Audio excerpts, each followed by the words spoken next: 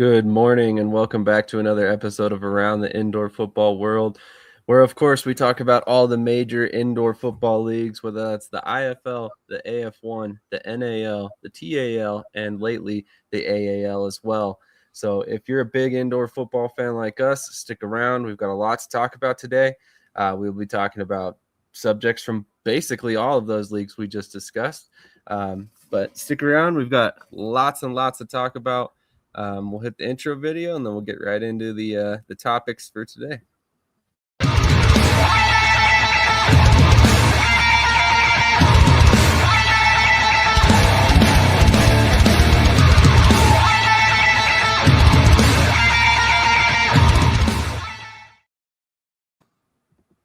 All right, before we get too far into this, how are you guys doing this morning? Cody? You got me chewing on my breakfast. I'm doing all right. How are you doing?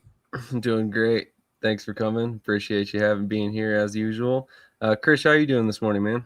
Doing good, excited for another great episode. Absolutely. TJ, how are you doing, man? Oh man, hey, I'm here and excited. Let's talk about some arena and indoor football. You're dripping enthusiasm. I can feel it. But yeah, just woke we'll up go ahead and 15 get minutes into ago. this. So give it some time. It's all right. It's all right. It's early. I get it. Not everybody else has already opened an energy drink and, about halfway through of it. So we got lots to talk about today. Literally, as I discussed in the lead up, basically information from about every league that we cover here on Around the Indoor Football World. So if you guys are just tuning in and you're a new fan, let's see if we can't get that fixed. Thanks for telling me, Ricky. Apparently, we are having some issues on Facebook currently. Give me just a moment. So basically, let's start with the AIF, or I guess my assumption is the AIF. Last night, there was some news, or somebody caught that the Amarillo Dusters had put up a post for the first time in about 2 seasons, and they had ultimately said that they were moving. They're apparently moving out of the state of Texas, which I would imagine comes with the new league, as I would imagine they will not be rejoining the NAL. But with that being said, they had put a name in their header that said the Bayou Bucks. So I wanted to kind of go around the horn real quick on this one. Where do you guys think this team ends up? And okay, interesting. So a new logo just posted on their page for the Bayou Bucks. So I'll pull that up here in a second. So what are you guys' thoughts? Where does this team end up? Where do they end up playing, league-wise, location-wise? Let's go to TJ first on this one. Well, if I had to assume, I'd say probably like AL, AIF, probably not to sound like I'm talking trash, but one of the cheaper leagues to run a team in, maybe. Because I know in the past they've had, as a franchise, have had financial woes and difficulty grabbing some attention, stuff like that. So obviously a lower costing league would be a better starting point for them, especially since they're coming back now after, how long of a hiatus and stuff. So that'd be my guess.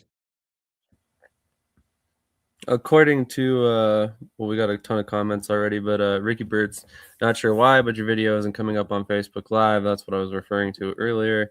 Morning, Brian says, new logo just posted, Sam, on that page, which is the one we're looking at right now. I'm not gonna lie, that's a pretty decent looking logo.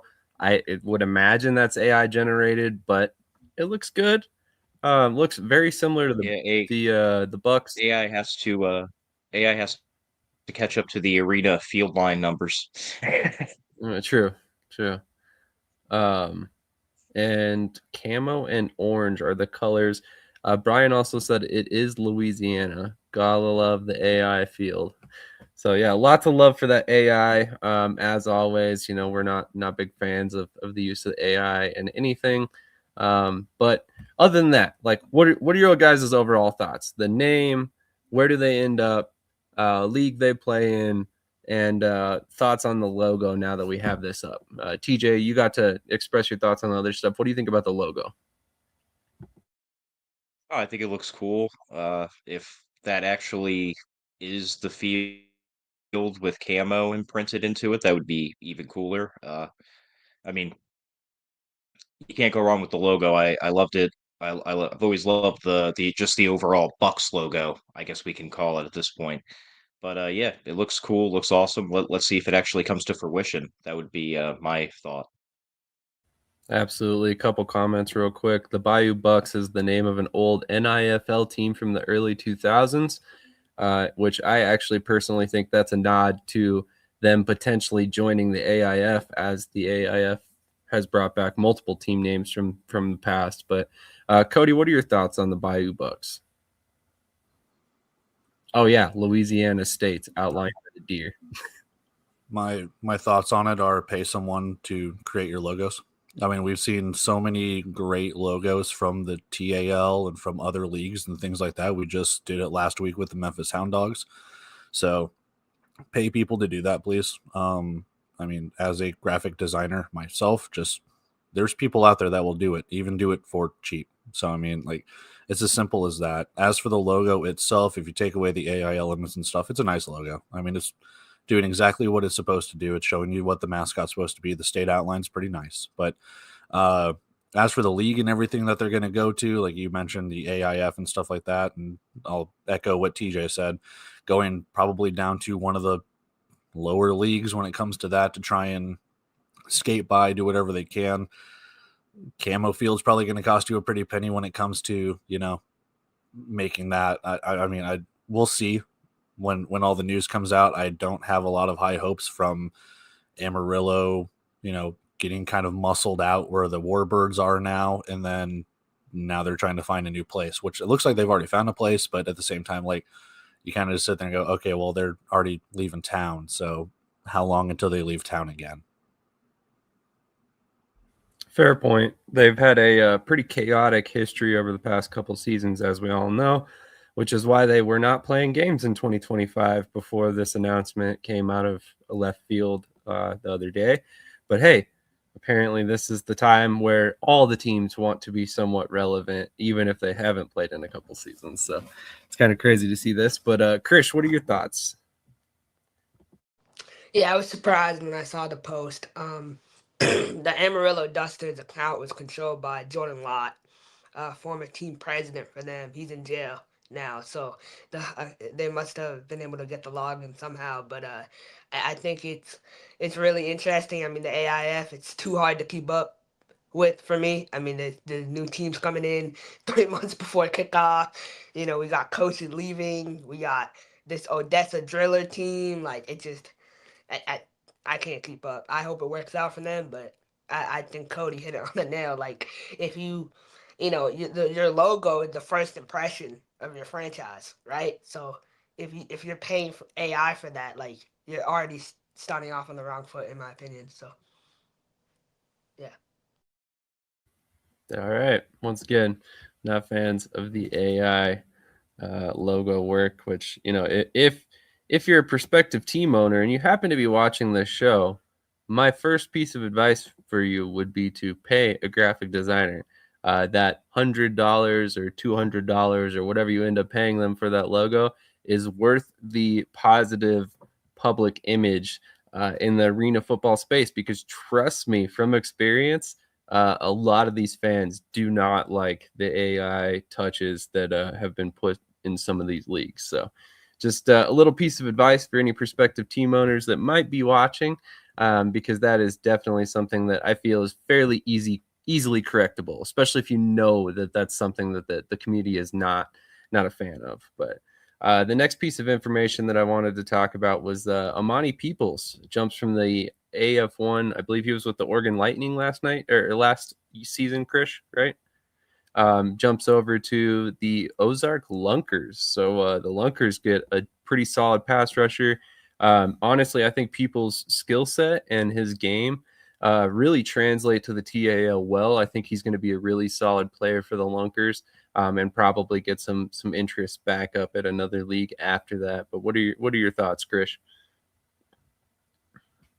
Yeah, I think it's a good move for them. I mean, Ozark last year, I thought their defense was decent. I thought they made enough stops for them to be competitive in the playoffs. But, I think they need to address the offensive side of the football too, in terms of receivers and especially the one down lineman. So it's good to see them kind of, retaining that strong pass rush that they had last year. So it's good. Completely agree. TJ, any thoughts on that move? It's just kind of like we were saying off air. I found it interesting that it's funny that he went from AF1 to TAL. So clearly he likes the arena style more, or maybe caters to it. I don't know, but yeah, I mean it. We'll see how it plays out. But it just seems a lot of guys are leaving the AF1 for the TAL this offseason. That's a fair point. We did talk about that a little bit off camera, and it does seem like there has been somewhat of a increase in people making that move. Cody, what are your thoughts about this move? Yeah, it's just to piggyback off of that. You kind of raised your eyebrows a little bit when you're like, wait, I thought AF1 was wanting to be or is the top dog or whatever, and they're going to the TAL, which is a completely different rule set, different number of players on the field, completely different way of doing things. So your ears perk up a little bit, and you're like, hey, maybe it's not just the league, but maybe it's the teams and the owners and stuff. And I'm not trying to, start anything or talk ass or any whatever, but like kind of just raise your eyebrows and perk your ears up when you're just like, why are these people leaving? Why are they leaving in mass? That's true. That's true. I And mean, that the is main team I see it with is Arkansas, right? And Arkansas, if you look at their setup, with Coach Bones, I mean, the amount of money they're paying guys in Arkansas, like they got a high payroll. I mean, Aaron Dilworth, he makes over 1,000 a game, so he's not going to make that. And for most AF1 teams, unfortunately, in today's market, so it's interesting when you think about like pay structure and everything. I was curious, and I don't know much about the TAL pay structure per se, but is that legal? Like, is it legal that he's making that kind of money for the league? Yeah, it's kind of off, sponsorships. So they have like a cap. I think they cap at 500, but you can pay with sponsorships. So you can sneak around it. I mean, they're not gonna, you know. I Gotcha. mean, Minnesota was doing it all last year. Minnesota was paying guys crazy amounts of money, and no one. They finally caught them at the end when they decided to leave, but it wasn't a problem when they were actively doing it. The Iowa Woo did it with Arvell Nelson and Lorenzo Brown. So Yeah. interesting. Yeah. Interesting for sure. So, I mean, obviously not much to unpack there. Just, I thought it was kind of interesting because he was a pretty prominent player for Oregon last season. But we'll move on to the AAL. Ricky says it is not legal. It is not legal to pay them. But next piece of information, the Columbus Lions have welcomed a new offensive coordinator for 2026. His name is Pierre Coffey. So, Krish, I know you're pretty versed in the history of the game. What do you know about Mr. Coffey? Yeah, he's a local coach.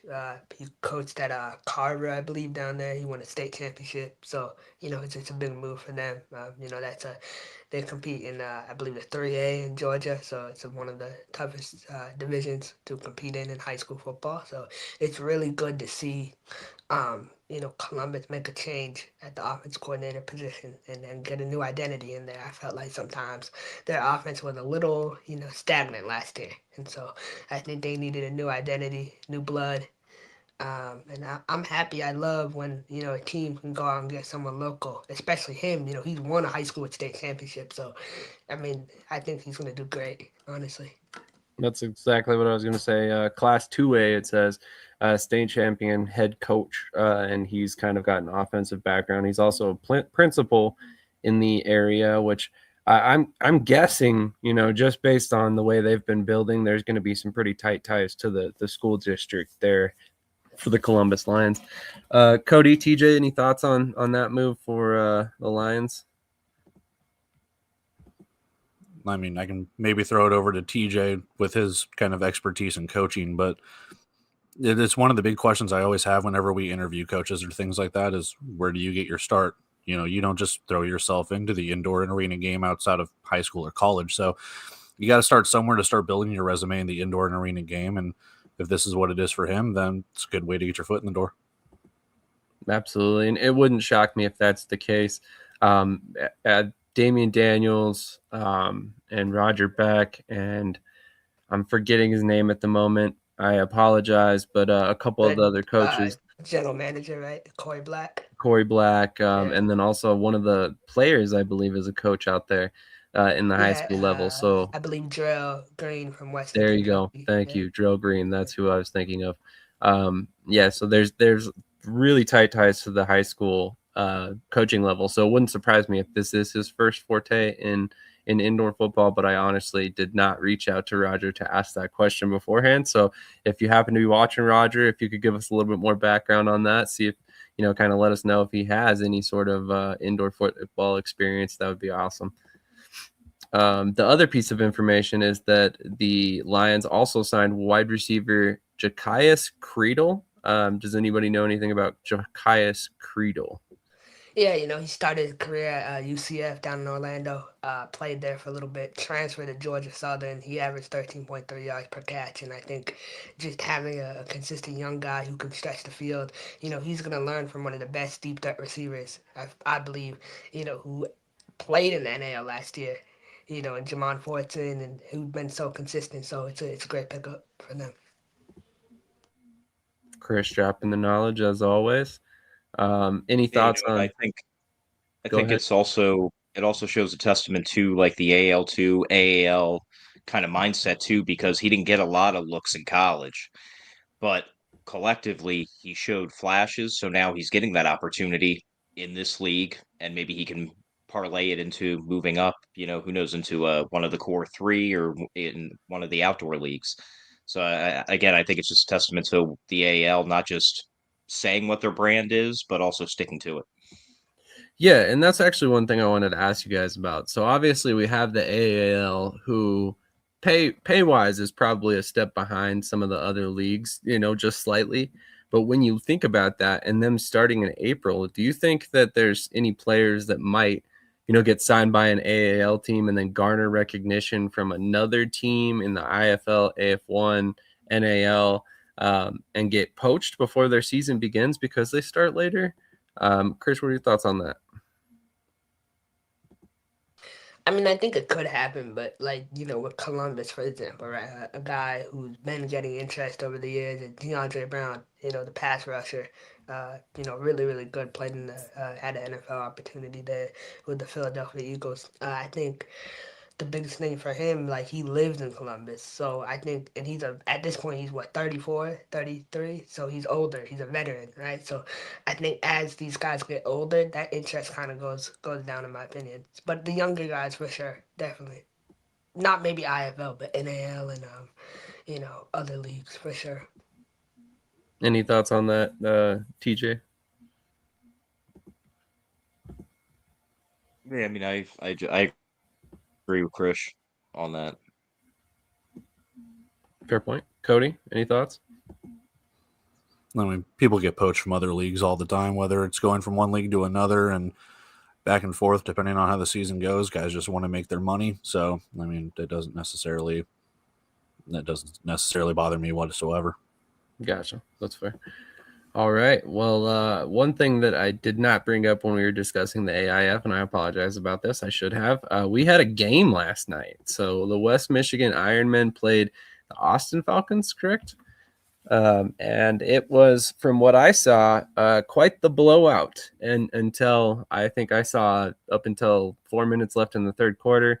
And then after that, I had to go put my kid to bed. But did anybody catch the final score if you're watching? And did any of you guys catch the final score? Yeah, it was like 79-0. It's funny that they play against that level of competition. I mean, they seem to have a solid setup over there with fan base, sponsorship wise. So I couldn't watch it. It was so difficult to watch. Yeah, I would agree. I think we would all love to see them in a better league with some like level competition, you could say. Perhaps, I don't know, if the AAL, I think that would be a pretty good comparison competition level wise. Any thoughts on that game last night, TJ? Yeah, you kind of hit the nail right on the head. That's kind of the classic, it's like to put it in terms that everyone watching will understand, it's like when you're playing Madden or college football, right? And you can kill people at rookie mode, but when you step up to pro mode, it gets kind of difficult, so you go back down to rookie mode. That's kind of what some of these teams kind of get stuck into. And I mean, hey, I'm not talking trash, if you want to stay in a lower level league and dominate and win championships that way, that's cool. But if you want to, test yourself and move up and take some hits back, you know, then you can do that. That's up to ownership. But yeah, I would like to see them move up because like everyone's saying, a couple comments, yeah, I watched it till it was 21-0, then I switched it. That's not good for, the team or the league because you know what's going to happen. So after a little bit, you stop watching, viewership drops. Agreed.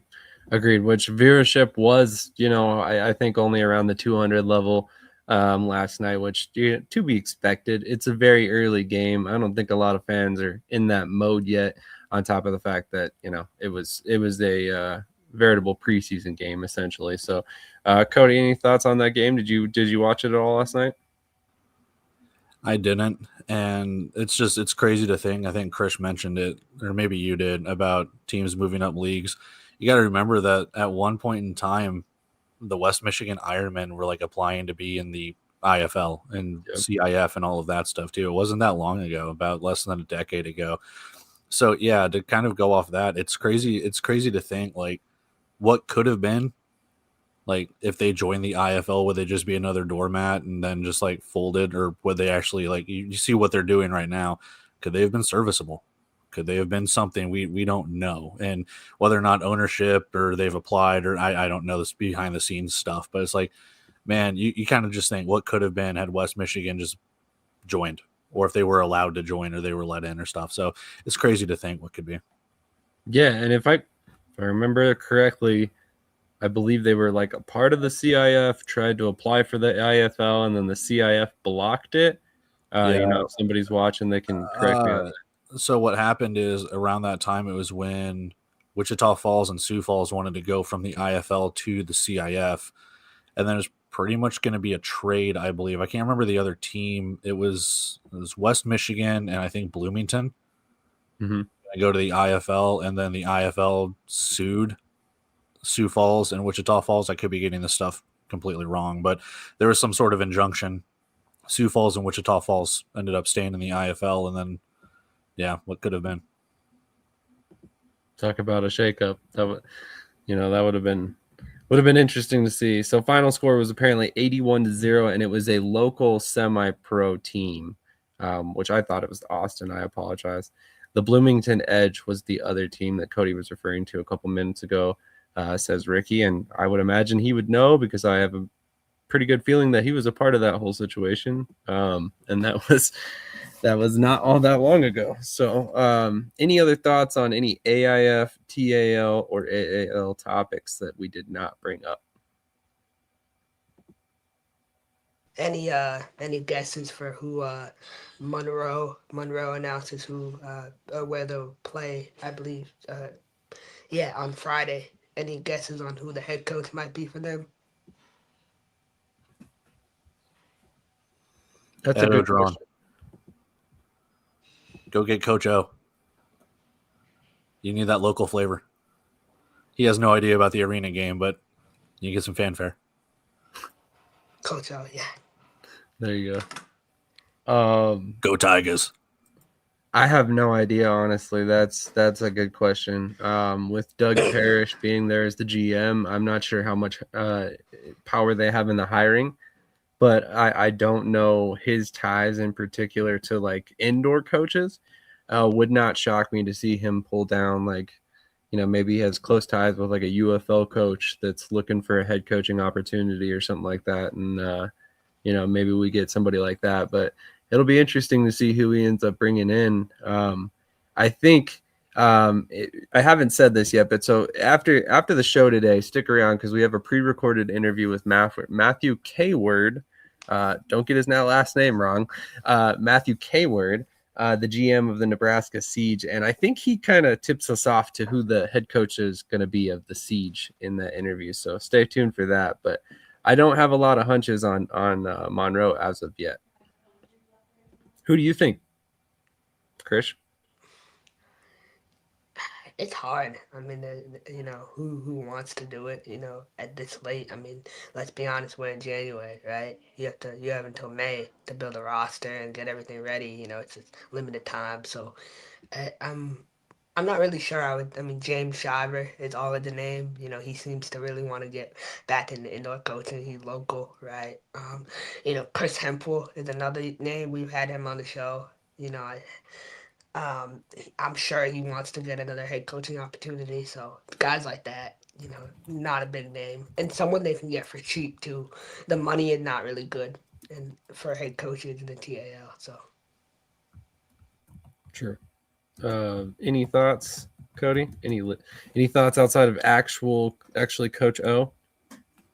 No, not really. I mean, it'll be a surprise regardless, because like comments are saying, who's left to hire? Chris is pointing out too, like the closer you get to the season, the more the positions are filled. So it's going to be harder to either poach someone from a different coaching staff or go down the list of guys that you're like, this guy's already been hired. This guy's already been hired. So I'm not trying to dog on them, but they're behind the 8 ball when it comes to this. They need to get someone. Sure. All right. So we will go ahead and move on. Also just to jump at what Krish mentioned, you should definitely watch the interview when you're talking about not enough time, because some pretty interesting stories from the Duke City Gladiator days. Just a little breadcrumbs. DJ, aren't you a coach? Huh? Aren't you a coach? I'm retired. Oh, okay, never mind. He was about to offer the Monroe job. Yeah, I've been out since 21. How's the climate in Louisiana for you? I mean, I live in the Northeast right now. We're supposed to get a snowstorm, so that's everywhere now. Yeah, well, he had the superstorm. I mean, they're probably getting snow in Louisiana too, I guess. Apparently, hey, if the paycheck is nice, I'll go for a couple month vacation. Hey, There we go. All right, sign him up. You got your coach, Monroe. Here he is, TJ Bartholomew. He's coming on down. Special teams are going to be an emphasis. I guarantee it'll be pretty, but it'll be interesting to watch. The John Harbaugh of the TAL. I love it. All right, so we're going to hit a quick commercial break. We're going to come back. We'll talk briefly about some IAL contract shenanigans, and then we will move on to the IFL, the AF1, and the NAL. And we should have a guest joining us any minute. I'm actually going to check on that during the commercial break, and we will get to some NAL talk with him as well. It's the Director of Player Personnel for the Salina Liberty, Mr. JD Mills, which, like I said, we'll get on here shortly.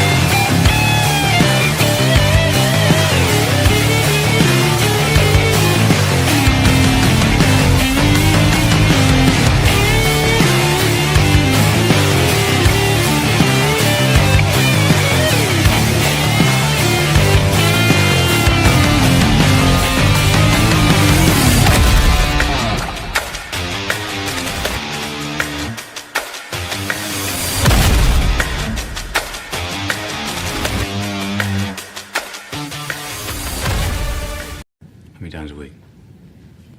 Like three or four times, maybe. I'm gonna pump those numbers up. Those are rookie numbers in this racket. All right, working on that guest still. Let me see if I can't get him on. This is a good question. Why doesn't the TAL start looking at high-level six-man high school coaches? I mean, given the style of play, there's some logic there. It's not a bad suggestion at all.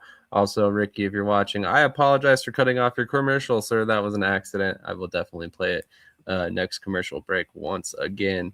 But let's go ahead and transition over to the IAL contract situation, which, if you follow Brandy Runyon on Facebook, who is a contract agent for players, she kind of broke down the contract a little bit and got into some of the situations in that contract that are a little scary for players. And one of them I think needs to be talked about here.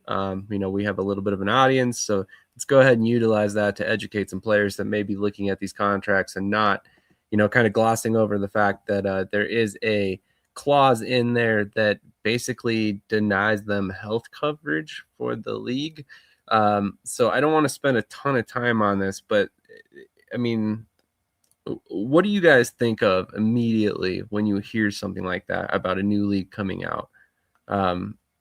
Cody, I'll pass on asking you. I know you don't really want to spend a bunch of time on the IAL. So, TJ, what are your thoughts when you heard about the contract situation? I just want to start this off by saying that anything I say is purely my opinion, not of anyone else's on the show or the network, just in case I piss some people off. But it's ridiculous. You literally have it in your contract that if a player gets hurt, you have a legal loophole out of it's all on them. Uh, that is a semi-pro league with pro perks. That is essentially what that makes them. They are. It's everything about this league just screams like sham. Okay, not scam, sham, because the definition of a sham is hollow promises that are never fulfilled, and that's what I feel like this league is. If I'm a player or a coach, I would stay away unless you get a huge lump sum paycheck. Because as we talked about before, hey, if it never even happens, well, you just got like a free income tax return check. So congrats. But if you are a player seriously seeking an opportunity, pick this as your last opportunity because it's just not a great option. Um, I've been back and forth with this league for a little bit, but all the new information coming out, man, it's just I've never felt this way about an arena or indoor league before. But I honestly do. I'm completely indifferent if they succeed or fail. I'm not even going to really watch them because it's just disheartening. To me, this league is the dark side of arena football. Absolutely. It's a little scary for sure. Krish, thoughts? Yeah, I think TJ kind of hit it on the nail. I think it's a whole bunch of bullshit. If you ask me, I mean, let's just be honest for a sec. Like, I mean, I hear stuff from Sean King over in Cincinnati. I'm a player's coach. I'm like, no, you're not, bro. You just want your money, you want your bread, and you want to leave.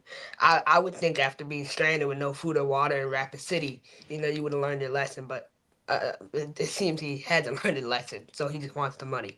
And then you see Cy Burley, and I respect Cy Burley. I mean, Cy Burley did great things back in the day in the NAL. I mean, TJ knows, right? Like 26-8, right? Like two championship appearances, one championship won. Like he's done great things, but I saw him get on a scheduled release live in the front wheel driving a car. Like that, the level of unprofessionalism is all over the place with the league. You watch their live streams. The commissioner league said it's easy to do a U.S. arena league. If it's easy, then why aren't there more leagues? You know what I mean? So it's just it's demeaning to the rest of the sport. It's dark, and I don't know as a coach how you can say that you really care about the players if you're sending out that contract. You know, I mean it be and another thing is like I know you mentioned Brandy Runman posted that the contract, right? Like she even in her first post said she didn't really notice anything. So it took her a little bit to notice. And so that's for me, like that's for everyone across the board. Like that's the first thing you should notice in line number 5 in bold, where it says that, right? And so it's super concerning to me. I'm surprised. Like I'm really surprised. Like a guy like Kenny Real, I have so much respect for KV. We had him on the show. I'm surprised he signed that contract. I'm surprised. But for me, it's a dollar amount. And a lot of people are just blinded by the money and they don't really look at where the money's coming from. They don't care as long as they get the money. And that's a really bad thing. Really bad. Cody, you have some thoughts? I just want to say that I brought this up last week. It was when Coach Davis and Ricky were on. They were chatting back and forth, and I brought it up of if, say, a player for the Las Vegas Rockers or whoever goes over to Dusseldorf and gets hurt, what does that fall under? Are they under the insurance of wherever they're headquartered in the United States, which is apparently Vegas, or do they fall under the jurisdiction of Germany? You kind of deal with that stuff in the NFL when they go play in Germany, London, Dublin, wherever. So that was something that I raised, and that's something that needs to be figured out. And apparently it's figured out to the point of, LOL, nope, you don't get anything. So for me, that has been the biggest thing is, one, we're hearing all of this backing of money and wherever it's coming from. If you can't cite where it's coming from, there's already a huge red flag. I don't care if it's we'll wait and see. We had wait and see with the AFL 3.0. There were rumors going around about Master P co-owning or owning the Louisiana team, and that never came to fruition. So once you say we don't know where this money is coming from, or we know where it's coming from, but we're not going to tell you, like that's already a huge red flag.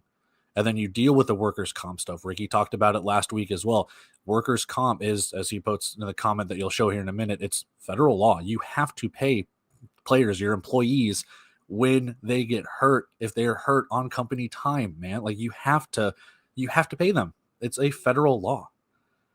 Like I said, I'll be cordial with this. I'm not going to go fully in to echo TJ. These are my opinions. This does not reflect on Shady Sports. I know that it's here on Shady Sports, but these are my opinions.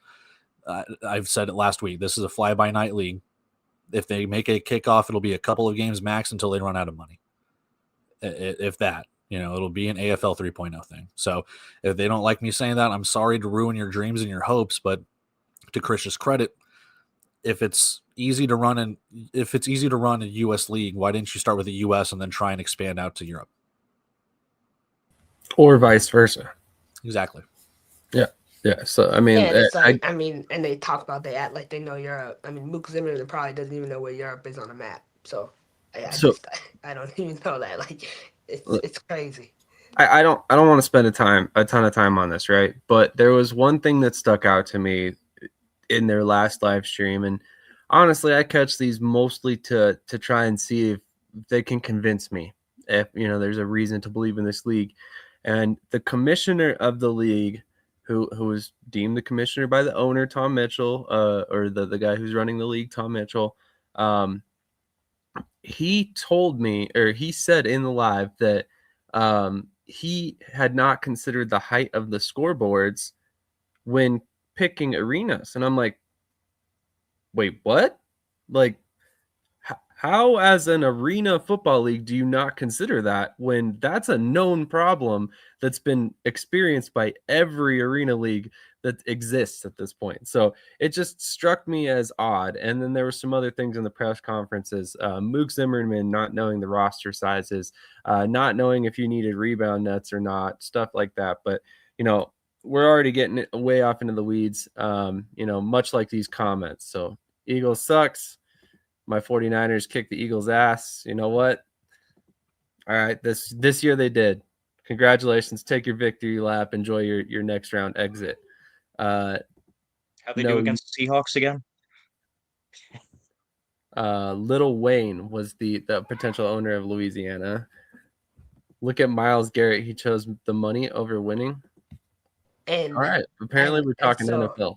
I just want to say, like, and again, like, my opinion or whatever, like, but your coaches are a reflection on the league, right? So you have a coach wearing sunglasses, you have a coach driving a car, you have a coach that looks like he just came from the food bank, right? Like it's all these different things. So it's like it's a reflection on your league, and they don't seem to care. Like that's my issue.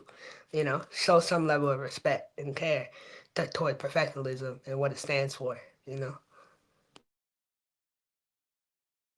Well, if it starts, Yeah, I mean that's a fair point yeah. because you look at the NAL, you look at the AF1, IFL obviously. Whenever one of their coaches are on air and stuff, they are professional. They're always wearing a team polo or some kind of team branding, league branding.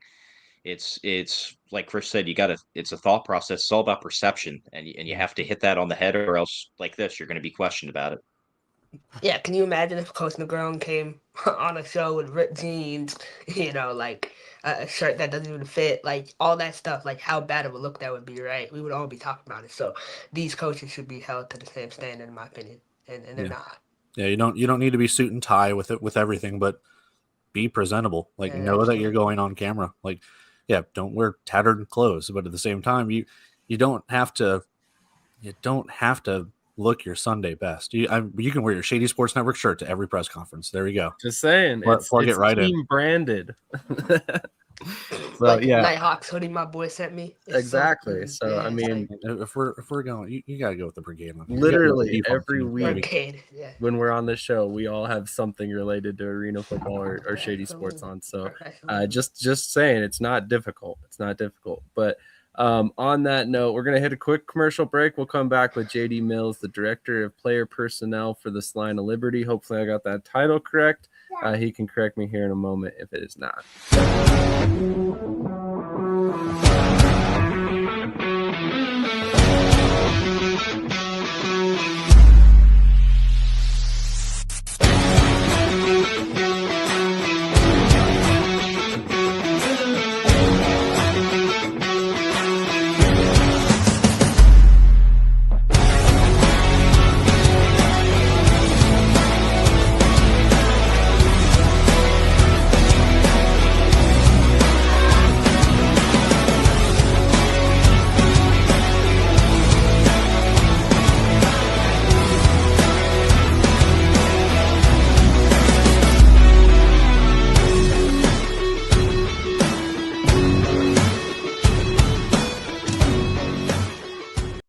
The mountains you climb, maybe stairs. The records you set, maybe personal. The fans you inspire, maybe family. No lights, no camera, just action. You don't have to be a pro. You just need HoneyStinger. How many times a week? Like three or four times maybe. I gotta pump those numbers up. Those are rookie numbers in this racket. All right, as mentioned before, we are back with JD Mills, the director of scouting. I apologize, director of scouting for the Salina Liberty. You're good, man. JD. Thanks for having me, man. I've been called much worse, so whatever you got for me, I'm pretty sure I can handle it. Okay, as long as it's only the title, I got the name right, I guess. So that's a step forward. So JD, tell us, kind of give us a quick introduction into yourself, how you got involved with the Salina Liberty, and then we'll kind of lob some questions up for you. Yeah, man. So first of all, thanks for having me on. I really appreciate it. My journey to this has been very unconventional. I spent 15 years as a paramedic, and I started coaching youth football about 6-7 years ago. And I got linked up with a minor league team, Joplin Crusaders, won a few championships with them, started kind of just feeling like I wanted to pivot into sports full time. Reached out a bunch, got told no quite a bit.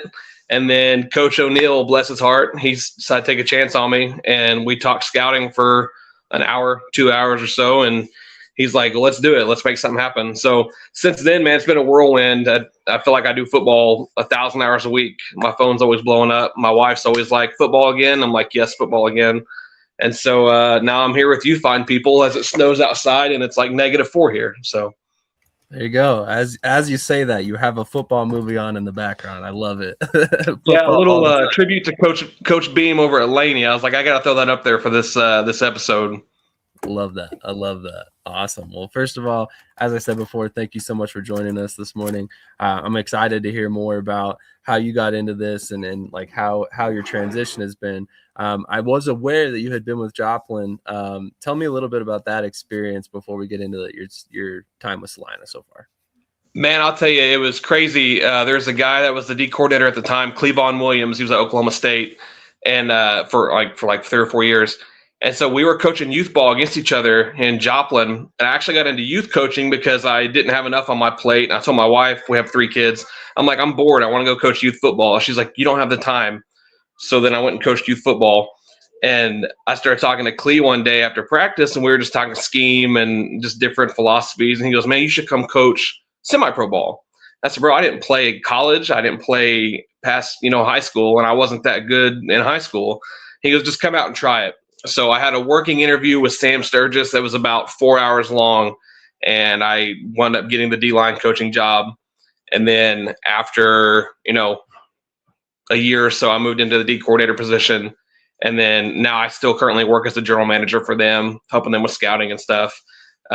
It just kind of fell right place, right time, right people. Love that. Cody, do you have anything for Mr. Mills? Well, first of all, good morning. The snow sucks here in Kansas. I'm sure you can attest to that. Yeah. My question to you. Well, first of all, Joplin's great, but Pittsburgh is so much better. I'm kidding. There's a huge rivalry between Pitt State and Missouri Southern. My question to you, having been in Salina for as long as you have and knowing the winning history and traditions, they've won a playoff game every single season since COVID. So how are you helping maintain that through your scouting to make sure that Salina keeps winning, not just in the regular season, but in the playoffs? They've won championships before. How do you help contribute to that? So I think the most important thing that you hit on right there is the culture that Coach O'Neill brings to the team, that Coach Hampton brings to the team. They signed Dom Logan as their offensive defensive line coach. He's got a great history of winning and getting kids where they need to be. I think the biggest thing that I harp on when I talk to some of these kids is, what can you do in our system to maintain our culture? And that goes to being an off the field teammate. Is your social media cleaned up? Are you doing things right in the community? Are you not bringing negative attention to our culture? And what can you do on the field? Even though you're not a receiver, can you be a special teams guy? Can you be, an impact player at a different position that you may not be used to? And those are the kind of guys I recruit, because I tell guys all the time, talent is everywhere. Everybody runs a 4.4 now. Like when we were all younger, 4.4 was like guaranteed check, right? You were going somewhere. Now everybody's got skills. So what can you provide to our culture with those skills that allow us to keep winning on and off the field? Because they're directly correlated. Krish, do you have any questions? Yeah, Coach, I just wanted to ask about the quarterback room this year with Evan Lewandowski, Aaron Aiken, and Devon Blair. How excited are you for the quarterback position this year? I think it's going to be electric, honestly, guys. Like, we have the ability. Obviously, you can score anywhere. You can score from anywhere in this league, right? It's so fast paced and so all over the place. But the ability to give them time, that's what Dom Logan brings in. I think those guys are all great. I love our quarterback room. The guys are fantastic. The biggest addition to the team this year is the offensive line coach with Dom Logan, with giving the quarterbacks the ability to work through their reads, the ability to make those reads, make those throws, and not be pressured so much. I think that goes unnoticed a lot when you have so much talent in the QB room, is how can we make these guys better? They're already really good, but if we can't give them time to be really good, you'll never see it. So I think they're going to be competing a lot for starting spots. I think we've got a really good, healthy mix of guys that, have been there, are getting there, are in the process of being the guy right now. But I think the biggest addition absolutely was signing Dom Logan to come over and coach the offensive line. I love that. TJ, what are your questions for Coach Mills? Hey, good morning. Thanks for joining us. What has been some of the biggest things you've noticed so far with the difference between youth and semi-pro as opposed to now being in professional football? Well, I love the competition of adult football players, but I love the innocence of youth football. My oldest son, Colton, plays on a travel team on like NFL flag. He's 8, and I got tagged by his coaches, Cortez and Justin, to help coach down in Kansas City last year. And I was like, man, I love this so much more because it's so pure. Like, you don't have to worry about dudes, coach, I'm the guy. Like, you can't tell me this, that, and the third. Like, kids just want to play ball. They just want to have fun. And it's so much. So that kind of like refreshes my soul for this soul sucking road of like trying to deal with NIL, trying to deal with grown men athletes, trying to deal with people getting arrested. Like, it's such just a gauntlet throughout the year that people don't tell you about, right? But I always tell my son, I'm like, I just want to go watch you play football for like 30 minutes. I need to recharge my batteries. And then I wind up being coach dad, like, bro, flip your hips. Like, what are you doing? And so it's always kind of like a little conundrum I have. I'll tell you, semi-pro is the most underutilized recruiting tool for arena scouts, for European leagues, for everything. We just signed Austin Jones. I don't know if you guys are familiar with that name. He played in the fan control league with Johnny Manziel a few years back. And Austin is an absolute unit at defensive end. This guy's got a wingspan that's crazy. He's a true linebacker, but he plays DN so well that his coaches moved him down. Marcus London did a great job with him, getting him to where he needs to be. But when I first got this job, I was like, I got to call Austin. Like, he's getting old like the rest of us. His clock's ticking, and let's get him signed. Well, a couple weeks later, he's on our roster, and he's ready to roll. I think he reports to camp next week. So it's very exciting to have the success I had with the coaching staff I was with in semi-pro, to kind of meet everybody and learn what they're doing.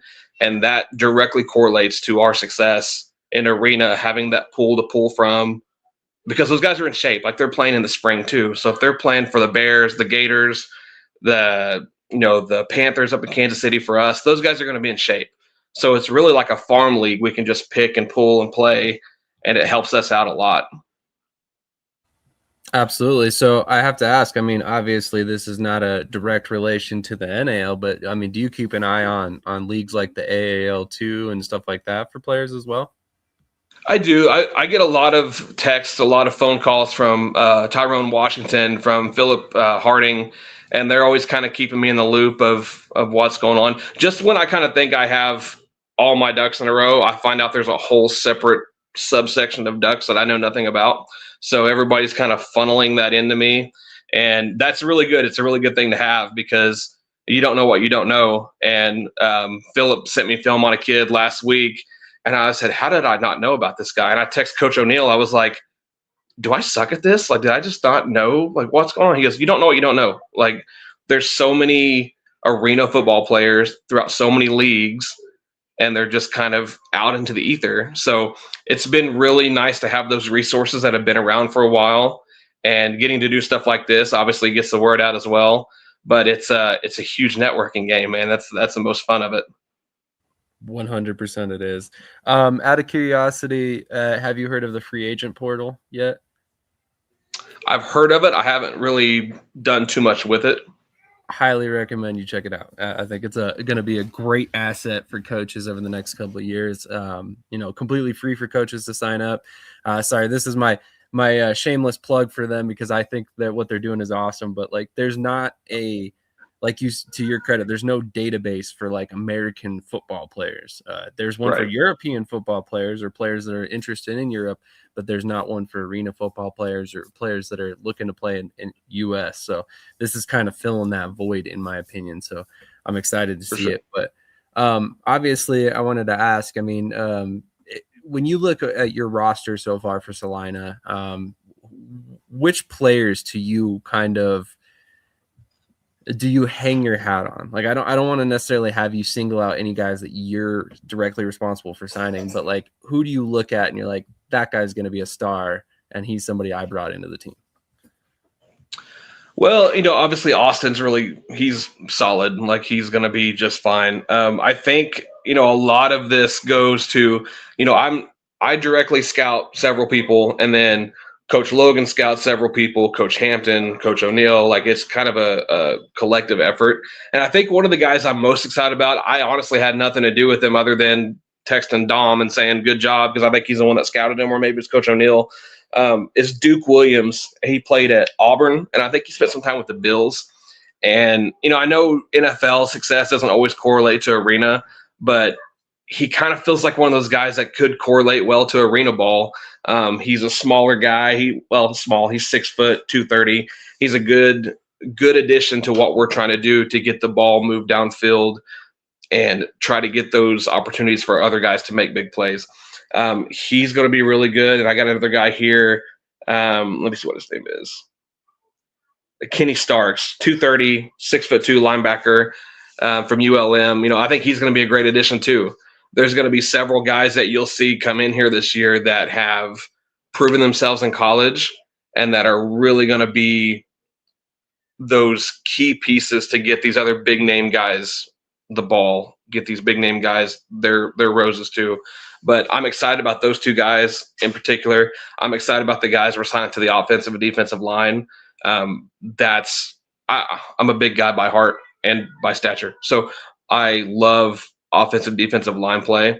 And there's a couple guys that we have right now that I personally have taken from semi-pro that are kind of in our emergency roster type thing. And one's Antoine Baker. He's a shutdown corner. In 2024 in the CMFL, which is a pass-heavy league, he allowed 1 touchdown. And he's a hitter. And then there's another kid, Cody Hilbert, I think his name is, Tyler Hilbert. He's going to kill me for not remembering his name. He's from St. Joe, and he's like a house. He's huge.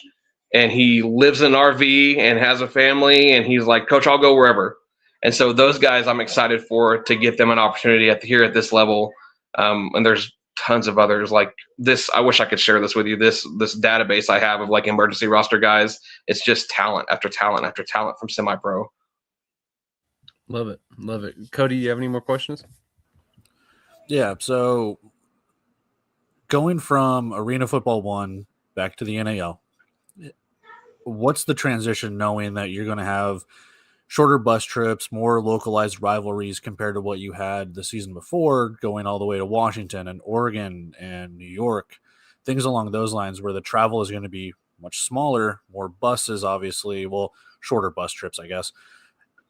Is that going to breed more towards the scouting when it comes to you can now localize players within Kansas, Nebraska, Missouri, Oklahoma within that area compared to going nationally? What are your thoughts on being more localized compared to scouting out fully across the nation? That's a great question, man. And I really, unfortunately, I wasn't here, for that long haul stuff. I love close rivalries. I think it's the best thing that happened for football. I was so irritated when they went away from Oklahoma and Oklahoma State because I'm a Sooner guy. I love that in-state rivalry. I love those close matchups because it's really intimate in travel. It's really intimate in how each other, and Nebraska's not too far away. The rivalry I'm excited about is Beef and Liberty. I think it's going to be electric. I'm very excited about it. Taking the travel down, as you guys know, anytime you travel, whether it's semi-pro, arena, NFL, it's taxing, man. It's taxing on the coaches. It's taxing on the budget. It's taxing on the players. And I feel like you get a better product when those trips are short. When you don't have to drive all the way to freaking Washington or New York or wherever on a consistent basis. You get a better product from the guys because they're excited to go to Nebraska. They're excited to go to southwestern Kansas. I think it's going to be better for the game. I like the idea of us having closer rivalries. And I don't know. I haven't talked to the other guys about how they feel about the rivalry with the Beef. I love Coach Negron to death. I think he's awesome. And I'm just excited. I'm excited to see our guys compete. One thing that is really cool is week 1 is like a preseason game for us. It's going to be against a semi-pro team, the Joplin Assailants, and Coach Donnell Williams and those guys down there. Some of our guys from the crew actually play for them. So that's going to be really good exposure for that semi-pro team to get up there and get to play arena to kind of see what it's all about. Because everybody wants to play arena until you play arena and get punched in the mouth by some grown men who do this for a living. And so it's going to be a really good opportunity for those guys to see that. And I think having the closer games allow these teams to pull from these semi-pro circuits a little bit more because they're more familiar with the area and more familiar with the teams. Krish, you have anything? Yeah, Coach, I was wondering, so when do you guys report to camp, and kind of what position battle are you most excited for? So I believe I have this right. I believe it's going to be the second week of February. I could be wrong. I've got it written down in there, actually. The one I'm excited about is going to be Noah Hembrick and seeing what he does against Duke Williams. I want to see these kids, like, because Duke has a lot of expectations because of his background, as a lot of these guys do. But there's just something about the kid. I'm really excited to see what he does against a corner like Noah. Noah's really good. He's got great length, great potential. I just feel like that matchup, our DBs and wide receivers, that's going to be very, very competitive. Obviously, our QB room's pretty deep, so it's going to be competitive as well. And then I'll always go back to the line. I'm super excited to see what some of our guys do under Dom's direction, kind of see how that turns around so much, but how that kind of goes forward with his ideas and what he brings to the table. So, fun fact, Dom and I actually coach JUCO ball in Tulsa together. And so I'm a huge Dom Logan fan because I know what he brings to the table. And I think he's a really under-recruited offensive defensive line coach. And he's been invaluable to me in my career as far as like giving me advice, helping me out with the things to do, not to do, just when everybody's eyes are on you. So I'm excited for his guys to get work in for sure. Yeah, you kind of mentioned the rivalry with the Beef before. Are there any teams that you kind of consider when you go up against them, especially early on, it's going to be a little bit of a measuring stick for where Salina is? I mean, they're one of them, and I think it's hard to say because everybody in this league is good. Everybody, at the end of the day, it's like the NFL. Everybody's a pro player, whether you play for the Jets, which are freaking awful every year, or you play for the Chiefs or the Ravens. Like, everybody's a pro player. So I think one of the biggest tests for us is going to be Omaha, and I would think another one's going to be Pueblo. I've had some conversations with some of those guys up there. I feel like they're on point with what they're doing this year and some of the things that are coming out. Colorado, I guess, is going to be really good as well. I talked to one of their guys the other day, and they're super excited going into camp. So I think for me, just because of the history of the Beef and kind of was my first exposure to arena, I think I'm more excited about that because I'm kind of like a kid living his dream. But I think we're going to have to bring it every week. It's a gauntlet. And if you want to get to that championship game, you've really got to perform week in, week out. You got to travel well, even though they're shorter trips. I think every week could potentially be a big week for us. Definitely. Well, Mr. Mills, first of all, I want to thank you for your time this morning. Really appreciate you coming on. It's been a pleasure learning more about your career and how you got to the Liberty. I think that's a really awesome story, how you kind of were just hitting people up until somebody gave you an opportunity. I can definitely relate to that. My final question for you, I mean, what's going to make Salina stand apart this season for fans? I mean, like, why should they come out to games and watch the Liberty? I think you're going to see a lot of guys that are hungry to win, that are hungry to get that ring. And that was the one thing that Coach O'Neill and I talked about in our initial conversation was he asked me what my goal is for the Liberty, for bringing guys in. And I said, well, I'm not here to have fun. I'm here to win championships. I've fortunately been a part of staffs that have won more than we've lost. And I like the way rings look. So I think that's why we do it. But I think they're going to see a lot of explosive guys, and they're going to see a lot of good guys that are working out in the community too. A lot of good kids, a lot of kids that they can invest into. And if anybody's listening to this and they're on the fence about coming out to the Liberty and seeing them play this year, just come out and check it out. You're going to meet a lot of good kids. You're going to meet a lot of cool coaches.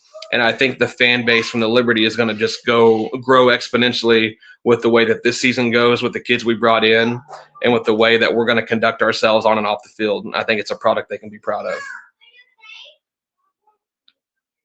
Love that answer. Cody, any questions for Mr. Mills? I'm fresh out.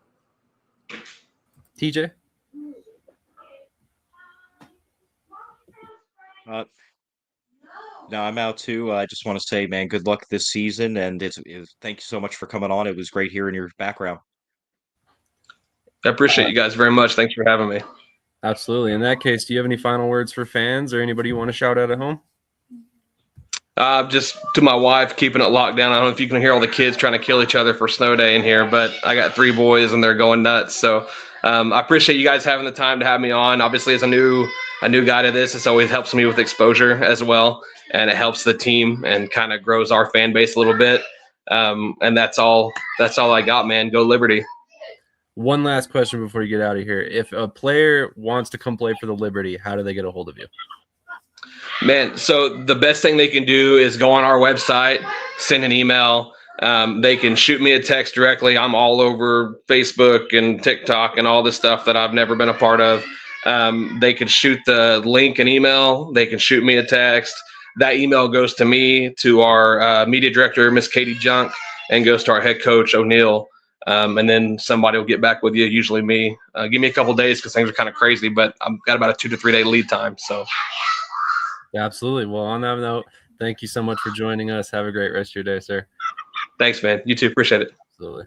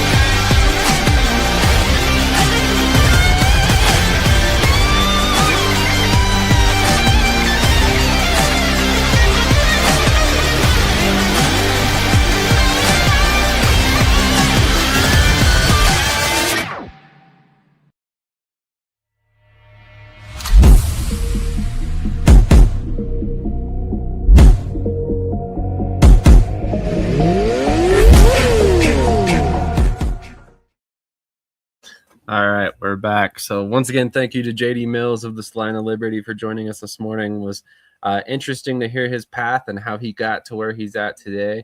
So staying on the NAL, there's a couple topics that we had brought up that I thought were good to talk about. And the first one was Danye Dixon has signed with the Punishers, spent some time at CSU Pueblo. And Krish, what was the other school you went to? UNLV. Thank you. Thank you. I don't know why I was blanking that at the time. What are your thoughts? We'll go to Krish first on this one. What are your thoughts on that move for Pueblo? Yeah, lengthy corner, right? He's good in the open field. He struggles in coverage. Lengthy corner sometimes struggle with man coverage. But, he spent time in Green Bay, spent time with San Antonio and camp. And so I think it's a good move for them. He's a local guy. He brings some physicality in the DB room, and I think that's something Tay, I give Tay a lot of crap, but Tay loves physical DBs. He loves physical DBs. So having another physical DB, I love the DB room in Pueblo. I'm high on the DBs. They got good DBs. They got good, young, hungry DBs, and that's kind of the model they want to go. So it's a good move for them, for sure. Agreed. Cody, any thoughts on that? Yeah, he's like Krish mentioned, he's been with Green Bay and San Antonio in the indoor football league, so it definitely gives him some experience, whether it's just practices or getting into a couple of games himself. So I don't necessarily know if it's true veteran of the game, but he's been around to the point where he knows the coaching, he knows the terminology, he knows how the game goes regardless of the rule sets and stuff like that. So it is veteran of the game when it comes to that. So it's a pretty good pickup. We'll see how it translates to how they want to scheme it up on defense for Pueblo and how the rest of the season goes. Because again, I can't sit there and say that he's 100% roster certified because people get released in the middle of the season. I'm not trying to wish bad juju on the guy. So we'll see how it goes with him, but it's a really good signing for me. Absolutely. TJ, any thoughts on that before we move on to the next NAL topic?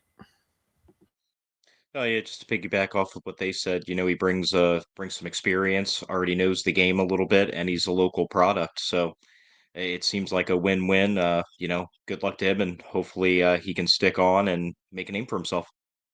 Absolutely, and like you just said, a local product. I love the fact that they finally got some guys from CSU Pueblo on the Pueblo Punishers. I think that's a really smart move. If when it makes sense. Obviously, not every guy that comes out of CSU Pueblo is going to make sense for them, but the more you can get that going on, I think the more you'll build a local presence, and then names that people recognize from following CSU Pueblo. They can go right over and then watch them play their professional career. So I think that's a good move for the Punishers. But the next big topic for the NAL is one that may have slipped by some people's notice this week. But our good buddy CJ made it apparent to me and that we kind of looked up and found out that Ralph Green seems to have a little bit of an axe to grind against the Omaha Beef now that he's with the Sioux City Bandits. He put out a story that basically called out a lot of the members of the Beef because he wasn't brought back for 2026. And now he is a member of, again, the Sioux City Bandits. So adding a little bit of extra fire to the I-29 rivalry. So I wanted to kind of go around the horn and kind of ask you guys. I'm like, obviously the Beef and, Sioux City players go back and forth a lot. Tyler Lowenstein was with Sioux City last year. He's with the Beef this year. That seems to happen quite a bit between these two teams. Why would there be this kind of disdain for Ralph, considering how things ended with Omaha with him? Let's go to TJ first. Hey man, I just love it when you can add some fuel to a fire, and here's what we have. Instant rivalry intensified. So, I mean, it's just classic sportsman. Whenever you feel like you've been wronged, especially as a player or a coach from an organization, man, you want to go in there and you want to raise holy hell the next time you play that team. And, obviously if you're the Beef, you're looking at him saying, man, I hope we come in and wipe the floor with you. So it's good for the sport and it's good for the rivalry, and I'm all for it. Personally, I can't really say anything because I'm a little bit of a grudge holder myself, so I can't knock him for it. That's fair. That's fair. Okay, talking from your coach's perspective, TJ, does that fire you up? Like, are you the kind of coach that's like, screenshotting that, blowing it up, putting it on the wall in the locker room? Like, how do you approach something like that as a coach? I mean, I'm not making a poster out of it, but definitely making it known, kind of whisper down the alley around the locker room, like, oh, hey, did you hear what he said? And guaranteed, man, the first game they play against him, he is circled. He is a primary player. Like, he is not going to have an impactful day. That's just, we're going to wreck his day. That's the kind of mindset that you have. That's fair. That's fair. Coach B, you just joined us. I'm not sure if you kind of heard the subject we were talking about before you hopped on here, but there's a little bit of extra spice in the I-29 rivalry. Ralph Green kind of called out some members of the Beef after, playing for them in 2025. He's now with the Sioux City Bandits. At you as a coach, what do you think about stuff like that? Like, how do you approach it when another player that may have played for you in the past calls you out on social media? How do you handle that situation? Like any other coach would. We can't control what other people say.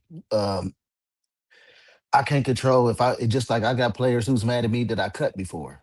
It's not that I cut you because I personally don't like you. I cut you because you just didn't fit what we were doing at the time or didn't buy into our system. So one of the two reasons. I don't have nothing against you personally. So for players, sometimes they take it a little personal when they get cut or they don't get signed back. Something like that happened with me. I just, hey, wish him good luck. And then when we see you, it is what it is on the field. Cause I'm gonna remember I keep receipts. Makes sense. So are you the type of coach that's, kind of putting that up as bulletin board material for your guys before the game? We're gonna talk about it. I don't even need to put it up as a bulletin. What's understood don't need to be said for real. Makes sense. Once we get to that game, just know he gonna have a contract on him. That's fair. That's fair.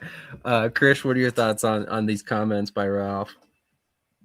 So I'll back up a little bit. Ralph Green in the offseason was signed last offseason, was signed with San Antonio. Coach Minaj signed him. Ralph Green had a legal history, 2 incidents in college, and Coach Minaj found out about these issues.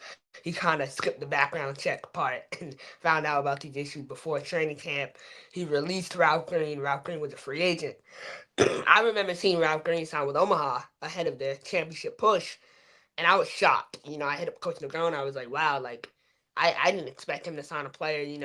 And obviously, Ralph has a past, but he was, he went to court, everything. He was not guilty, but still, he does have a little bit of past, right? And so I was shocked to see, Coach McGrone give him a chance. The fact that he has the audacity to go and badmouth the team that gave him a shot at a championship is crazy to me. Like, do you know what he said? Like, what were the specifics of stuff he said in that? It was pretty personal. He tagged specific players and coaches on the team. And basically it was a video of him calling them out by name. It seemed like he was really upset. Like he felt like he was done wrong somehow by the Beef by not being brought back. And, So I he feel like took it that was a personal. lot. He Yeah, took it he took it personal. personal. And which I get it at some point, like, maybe this is all because he signed with the Bandits, and to him, he knows he has to see the Beef. So he's he's trying to kind of like build it up in his mind. So maybe it's just a personal That's thing, but I don't that's know. different, Sam. That's different, Sam. It's a better way to build up a rivalry. I would You can agree.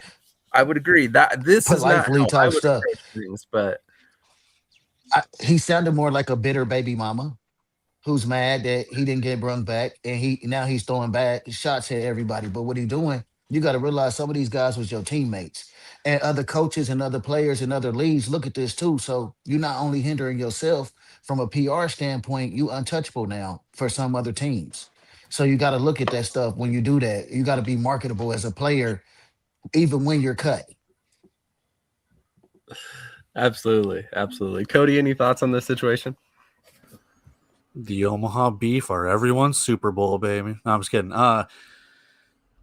Yeah, like Coach B's kind of talking about, you're always networking here. You're going to burn bridges if you're going to take stuff super personal. I'm not saying you can't take things personally, but at the same time, if you're willing to burn those bridges and ignite rivalries and go like this, there's an opportunity that you also get blackballed, and there's things that can go around. I don't know the guy personally. I've never really heard of him, but at the same time, if all these rumors and all the screenshots and receipts and everything are true, then if you're going to go out that way, maybe you're going out with a blaze of glory. But I don't know. Like I said, you don't have to keep it cordial 24/7, but at the same time, like, you got to know where your bread's buttered at some point.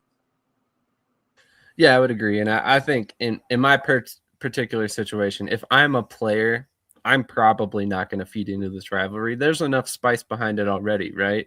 You don't need to add any motivation for the Beef to come into your house. So I personally wouldn't be poking the bear. That's just me. But, I know there But are for some me, players that like kind of add honestly, that. and yeah, and like for me, like I feel like that whole Sioux City Omaha I-29, they hate each other, whatever. But there's always been a level of respect. I think that respect, in my opinion, is starting to fade away a little bit. And you see with Coach Rez's comments this week, right off the bat, one day in the job, right? He's already going for Coach Negron already, right? 2 times in one day. And the thing is, you see like ownership, they're liking that post. The owner liked it, or president. Coach Loban liked the post. He put a heart on the post.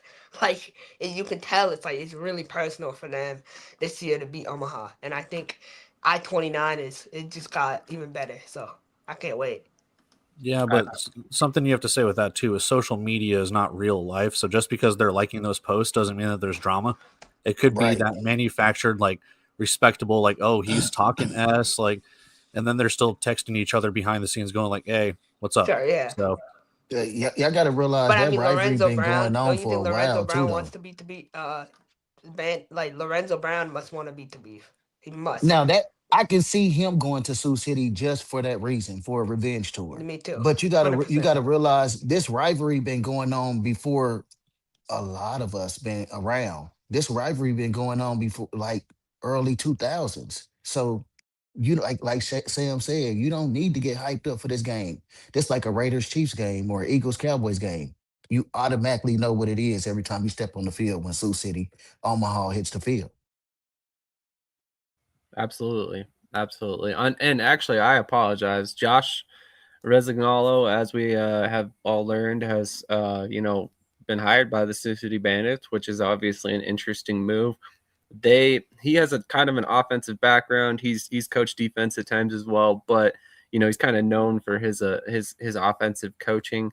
And he has joined Sioux City, which already has an offensive and a defensive coordinator. And then, as Chris said, he had kind of made some comments that were directed sort of at the beef. So yeah, there's already a little bit of extra spice since he's gotten involved. As we all know, Coach Resignalo and Coach Negron go way back in their coaching careers. So there's going to be a lot of interesting games between the Bandits and the Beef this year, I think. So yeah, anyway, we're going to go ahead and run through some of these comments real quick. Connor Hickman Potany has been paying attention, and if you don't know what this is yet, that's because you haven't heard about our giveaway. We are going to be giving away a piece of the Sioux Falls Storm's turf that they once played on. And if you want a chance to enter to win that turf, all you have to do is go find Indoor and Arena History on TikTok, go follow them, find the contest keyword, hint, hint. Connor just dropped it in the chat. So here's the 3-step process. Join our mailing list at shadysportsnetwork.com and comment the contest keyword live during Around the Indoor Football World. So we do this show every Saturday at 8 a.m. Eastern Time at any point during a live episode. If you comment that contest keyword, you are automatically entered, and we will be picking via email address that is entered in our emailing list at shadysportsnetwork.com. So if you want a chance to win that turf, definitely go ahead and enter that contest. But go ahead and run through some of these other comments. Zachary Kent says, didn't Memphis get a new team? Yes, they did, the Memphis Hound Dogs. If you want to learn more about that team, we spent a lot of time on them last week. So definitely would recommend you go check out that episode. If you guys haven't done so already, make sure you hit the like button. That pushes this content out to other viewers and helps us, kind of grow this show.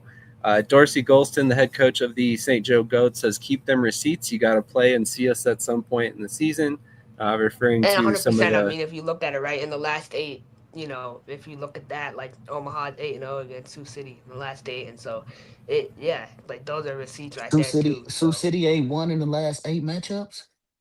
yeah, they're 10 Vice and versa. then Isn't it no, Omaha's like 8-1?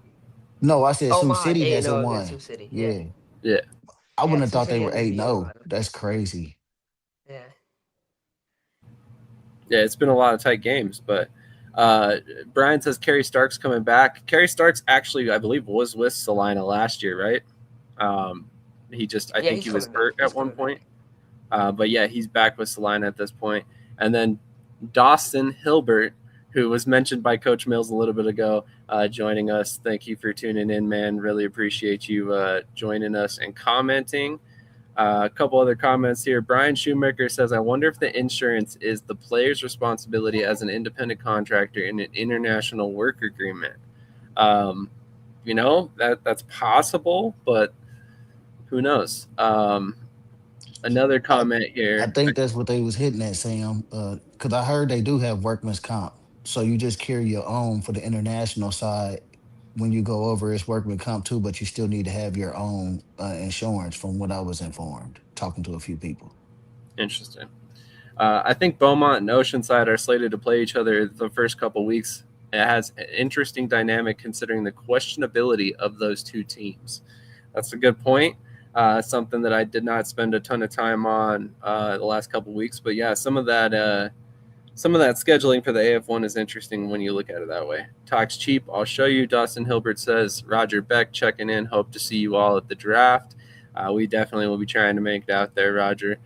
And then, as said before, please remember hit that like button. So we've gone through the IFL topics. We've talked about all the other leagues. We have the AF1, which there is some pretty big news coming out of that kind of ties in with the AFL. So which league would you guys like to go to next, AF1 or IFL? Any votes?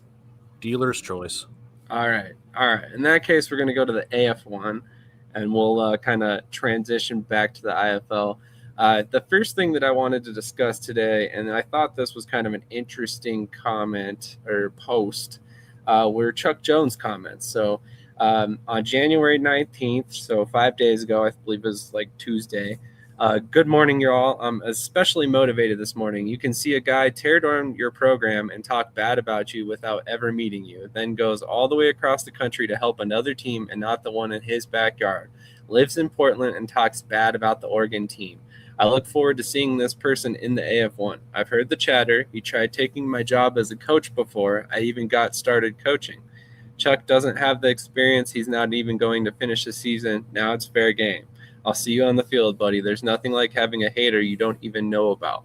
I see you now, though. It's really on. You better hope Oregon don't show up on your schedule because we're putting up 100.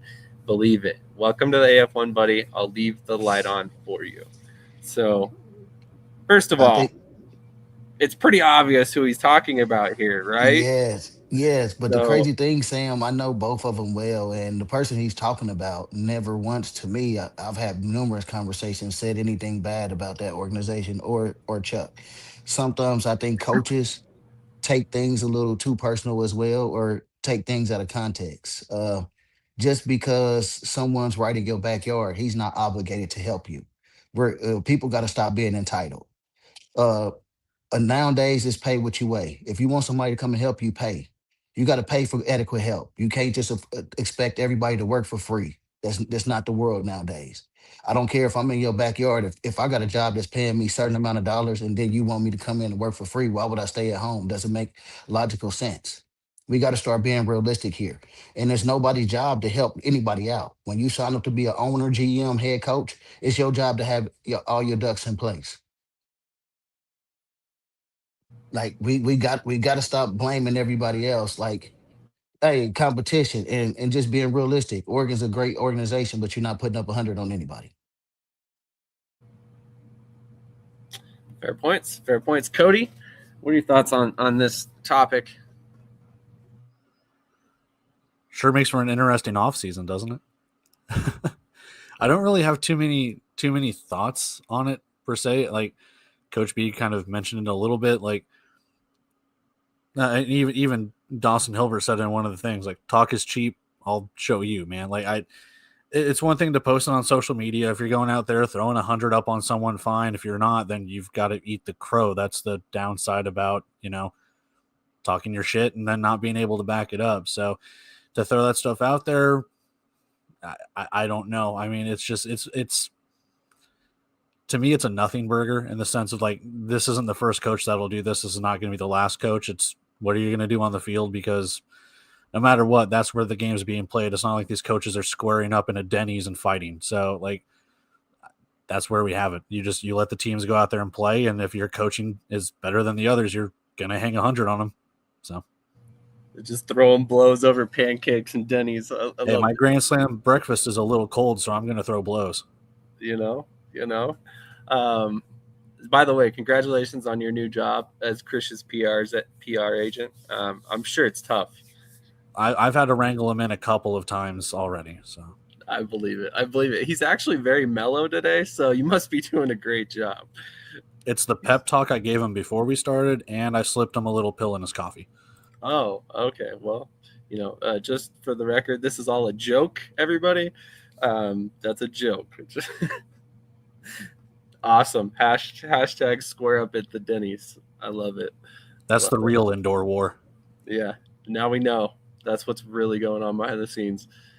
All right. So a couple of other big pieces of news out of the AF1 and sorry, Krish, what are your thoughts on these comments? I apologize. Yeah, I mean, he's talking about Meadow Lemon, right? Meadow Lemon is a GM for the Minnesota Monsters. Um, it's it's disappointing to me. I mean, I look, I like Coach Jones as a person. I think Coach Jones is a good human being. I think he really cares about his players. Um, Even though I think sometimes he thinks he has more resources than he actually does. But I think sometimes, he's trying his best. He really is. I mean, he took over ownership, whatever. But this is really difficult. It's really really difficult to be in this position because it's hard when once you cross the line, on the unprofessional side, it's kind of hard to take it back, as a coach. And you're a head coach, you're a leader in the league with guys like, I mean, Damon Ware is as PR trained as they come. You know what I mean? If you hear Damon Ware on any podcast, any interview, he sounds like a robot. He's so well trained. Darren Arbette, same thing. Cedric Walker, same thing. You know what I mean? So you're in a league full of guys, and then you have you going off on Facebook. It's kind of difficult. You know what I mean? To gain respect throughout the league. And so I think Coach Jones just needs to block out the noise and focus on the team. That D line is looking horrible. The DB room is terrible this year. So he doesn't even have a defensive coordinator named. So I would focus on the roster and the team before, and let your team do the talking for you on the field. So Speaking of sure. talking, the Dear TAL, whoever wins this year, it's runner up. And just a little sly face. And then Coach Rosignolo, I'm sure, has squared up in Denny's a couple times, throwing out a laughing emoji. TJ, what are your thoughts on the comments? Man, it doesn't really bother me. The first thing I thought of was, man, this is why arena and indoor football is great, right? Because if this was the no fun league, man, there'd be suspensions and fines for these guys. But instead, it's just fair game. Hey, man, this is awesome PR, man. You're intensifying things. Uh, you know, I do want to piggyback off Cody though. You know, when you make especially a public remark like that, man, you got to say something that's slightly more realistic to follow through on. Because I don't see him scoring that many points. No offense. That's fair. Minnesota's a tough Maybe team. maybe should have just came out and said, "Hey, man, we're beating you by like 3 tutties or something like that." But don't say we're dropping 100 on you. Yeah, hey, Chuck Jones is that guy though. He's he's And I very wanna much say believer something in too. himself. We've given Darren Clark a lot of shit or whatever, but Darren Clark hasn't said a word this entire offseason. He's been quiet. He's been silent, and that to me, as a first year Professional head living. coach in the F1, and like I'm really impressed with his level of like he hasn't said anything. And in the roster he has in Minnesota, yeah, they're spending money, but it's still a good team. It's a good team all around. And I know the OG Duluth people, they don't want to admit it, but they got a nice team in Minnesota. They do. Hey, Speedy from my era, we played together. He ain't gonna do much talking. He gonna let his players do the talking, and that's how you do it. But we got to get all the other coaches on the same page. That's fair. So a little bit of quarterback news that came out earlier this week. Josh Jones has signed a contract with Nashville Cats. Previously, a big-time player in the IFL was with Bay Area. Previously, had signed a contract with the Tulsa Oilers for the 2026 season.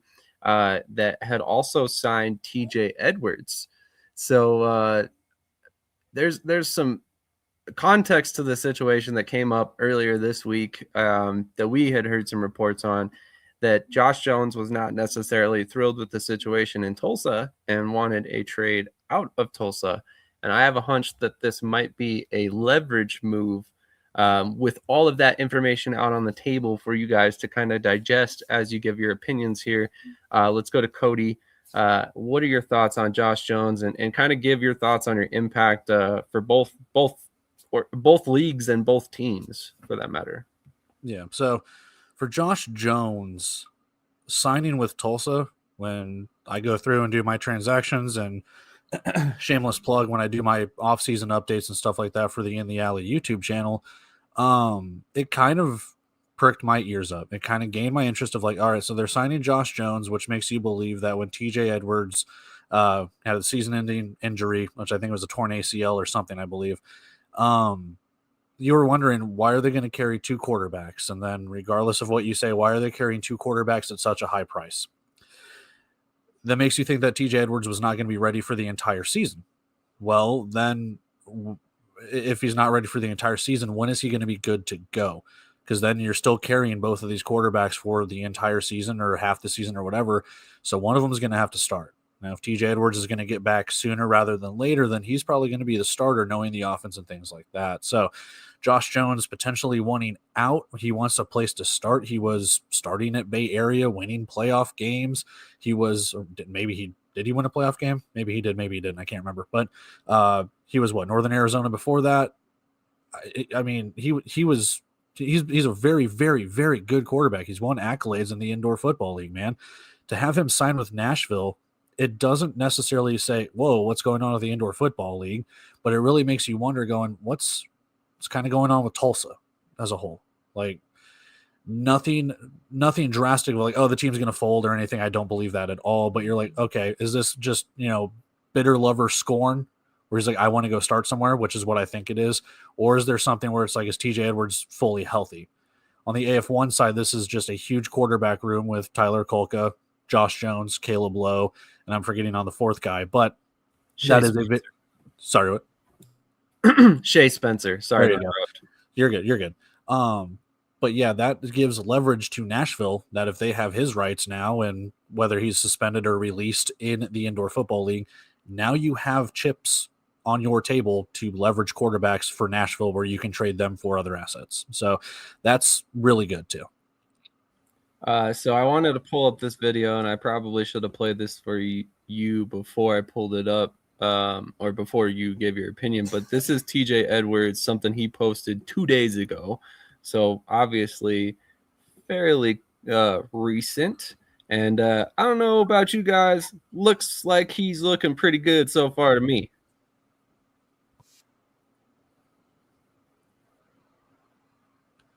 I mean, it looks good. Question is, I mean, he's putting weight and pressure on it. What is he going to do when he takes off? And then again, it's always the age-old question with any knee or leg injury. It's not just privy to the indoor league, but some players get scared trying to run out there again. Some players get nervous. Now, I'm not trying to put words or actions in his mouth, but again, it's always that first contact of, all right, I got hit. Let's go. No, 100%. And the thing is, man, like why is he rushing back to get healthy? He's not rushing back to play for the Tulsa Oilers. He's rushing back to play for the Houston Roughnecks in the UFL. They have two quarterbacks signed, right? And he's been very vocal on Twitter and LinkedIn about his desire to want to move up and play in the UFL or CFL. And he knows in the back of his mind after this injury, those opportunities are very slim. Those chances are very slim for him to move up. So I think that's why he's rushing back. And I'm concerned that he's rushing back just for that reason, in my opinion. I kind of piggyback off that too. I don't feel he should rush back that. And I think Josh Jones made a quick move, because TJ, even in my opinion, TJ wouldn't have been the starter. He would have been the starter in Tulsa. He would have got in. He would have played there, because I don't think Josh is ready. Even looking at that video, I've seen Josh over years. That still look like he's still a little injured. It ain't no point of rushing back right now. And I You do got the switch around. TJ's injured. Yeah, TJ's injured. I just wanted yeah. to clarify that. You were saying Josh looks injured. Yeah, Like, no. TJ still look injured. So You're good. rushing back, and I think it was more so rushing back for the UFL, because he's been vocal on that. But the your health is more important, because like TJ said, you're gonna be scared to run. Your mindset, you might, when you take your knee, take that first hit, how does it hold up? You know what I'm saying? Those are things you got to worry about. So rushing him back is really beneficial to his career, and I don't think it's worth it. So I think Josh going to Nashville right now was the wrong move. Plus, now you, like Cody said, you give Arbet chips. Arbet one of them guys. Puka is the starter out there. He's just making that training camp a little more competitive. You could have been a starter in the IFL, and now you possibly suspended over there. And okay, that is a factor here, and I wanted to bring up this comment. Coach Davis would know better than me, but wouldn't he be suspended for signing with an AF1 team after already being under contract with an IFL team? So if that was the case, the player would have no leverage. Ricky Burtz, yes, Josh will be suspended. A lot of players these days hate competition, which is crazy. Not saying Josh is running from competition, but that move was crazy. Well, So I just wanna bring this up, and I think this is gonna be really controversial, but I believe Josh Jones, body of work wise, can really beat out Tyler Coca. I think from a footwork perspective, from a stat perspective, 2 years, 96 touchdowns, 14 interceptions, 42 on the ground, right? Highly successful. And you look at his, average yard per pass, 11 yards. Tyler Coca averaged 11 yards per pass too. But now you add a running element with Josh Jones too, where you can run. He averaged 7.2 yards on the ground, I believe, this past year. So So why his why don't his you stay level, in Tulsa then, where you know you're gonna automatically because start? that's the thing, you're competing against the equal in the game, right? TJ, he's won an MVP. He's had all this success in indoor football, and he's had 3 quality seasons. You've only had 2, and he's played in Billy Back's offense before too. And Billy That's probably another thing stated to as well. Josh that TJ's his guy. So that might have been why he made the move as well. I also want to push back a little bit because you're talking about Josh Jones rushing yards in a league where you're not really going to run the ball too much. It's Sure. AF1. So I'm not trying to say that those are null and void. If he needs to get out Yeah. of the pocket, he absolutely can. But that's where I would push back and say that if you think Josh Jones is the better quarterback, it depends on the league rules and stuff. I would almost take Kolka since he has been in that system. If we're talking systems, Kolka's played with Nashville. So I would almost take him with Nashville, knowing what he knows, instead of Josh Jones coming over and having to learn the new rules. Which, I mean, they're all roughly But the same, but hold you know on, what I mean. Cody. Hold on, Cody. From what I'm hearing, they don't have an OC, so you don't know what system Nashville gonna be running right now. 4 verts and That- chuck it deep. It's AF1 rules. well, I okay, know. hold on. There have That's been crazy. offenses that have added elements of the indoor game in. Southwest Kansas, Salina did it, and it would not shock me at all if Nashville started to incorporate some of that with the right player. Obviously, Tyler Kolka is not that guy. He's not the mobile guy that Josh Jones is. But, maybe that's why they bring in a Josh Jones in terms of the Nashville aspect of things, because, the other guys on the roster are And more pocket passers. also, I want to bring this up. And I just thought of this. There's a certain offensive coordinator in Kentucky named Reggie Gray. What did Reggie Gray coach this past season in Bay Area? And Josh Jones played for Bay Area. That's a potential connection right there. You see that, like maybe down the line, if he doesn't beat out Coco. My thing, One I was more. if I can interject, sorry. Like they made, and I know most indoor and arena teams do this, but Nashville made a huge hoopla about bringing Kolkamania back and everything like that. To have him usurped by Josh Jones when you've had all this hype of we got our quarterback, that's almost bad PR for them, bad marketing. You'd be like, hey, we've got our guy back. We've got these graphics and everything. He's not the starter. So, yeah, I mean, like, again, you want the better player to win the competition, obviously, but I mean, that just kind of looks bad on you going like, we got our guy back as he rides the bench. That's fair. It's And also this is Tyler Coker's commitment to football, right? Like he's And obviously, he's having his I'm childhood and pretty everything. So. sure they not gonna be paying Coca to be a backup. No, not the money they pay him. probably not. But that's the thing. Why a lot of people say, why did Josh Jones, like I've heard this from multiple people, why didn't he sign with Tucson? Why didn't he sign with Green Bay? Why didn't he sign with all these teams? Because the money, I know how much he would make in the Bay Area, right? And it was a significant amount of money, right? Compared to other indoor players. So he's not going to go from making what he was making in the Bay Area to go make $250 in Tucson or $300. Like that's not an option for him. He's a money guy, so I mean, he's gonna make money in Nashville, so this is why he And made the move. that's the comment I wanted to get. Are the Cats paying more? Yes, yes. Technically, the AF1 does not have a maximum salary cap. They have a minimum.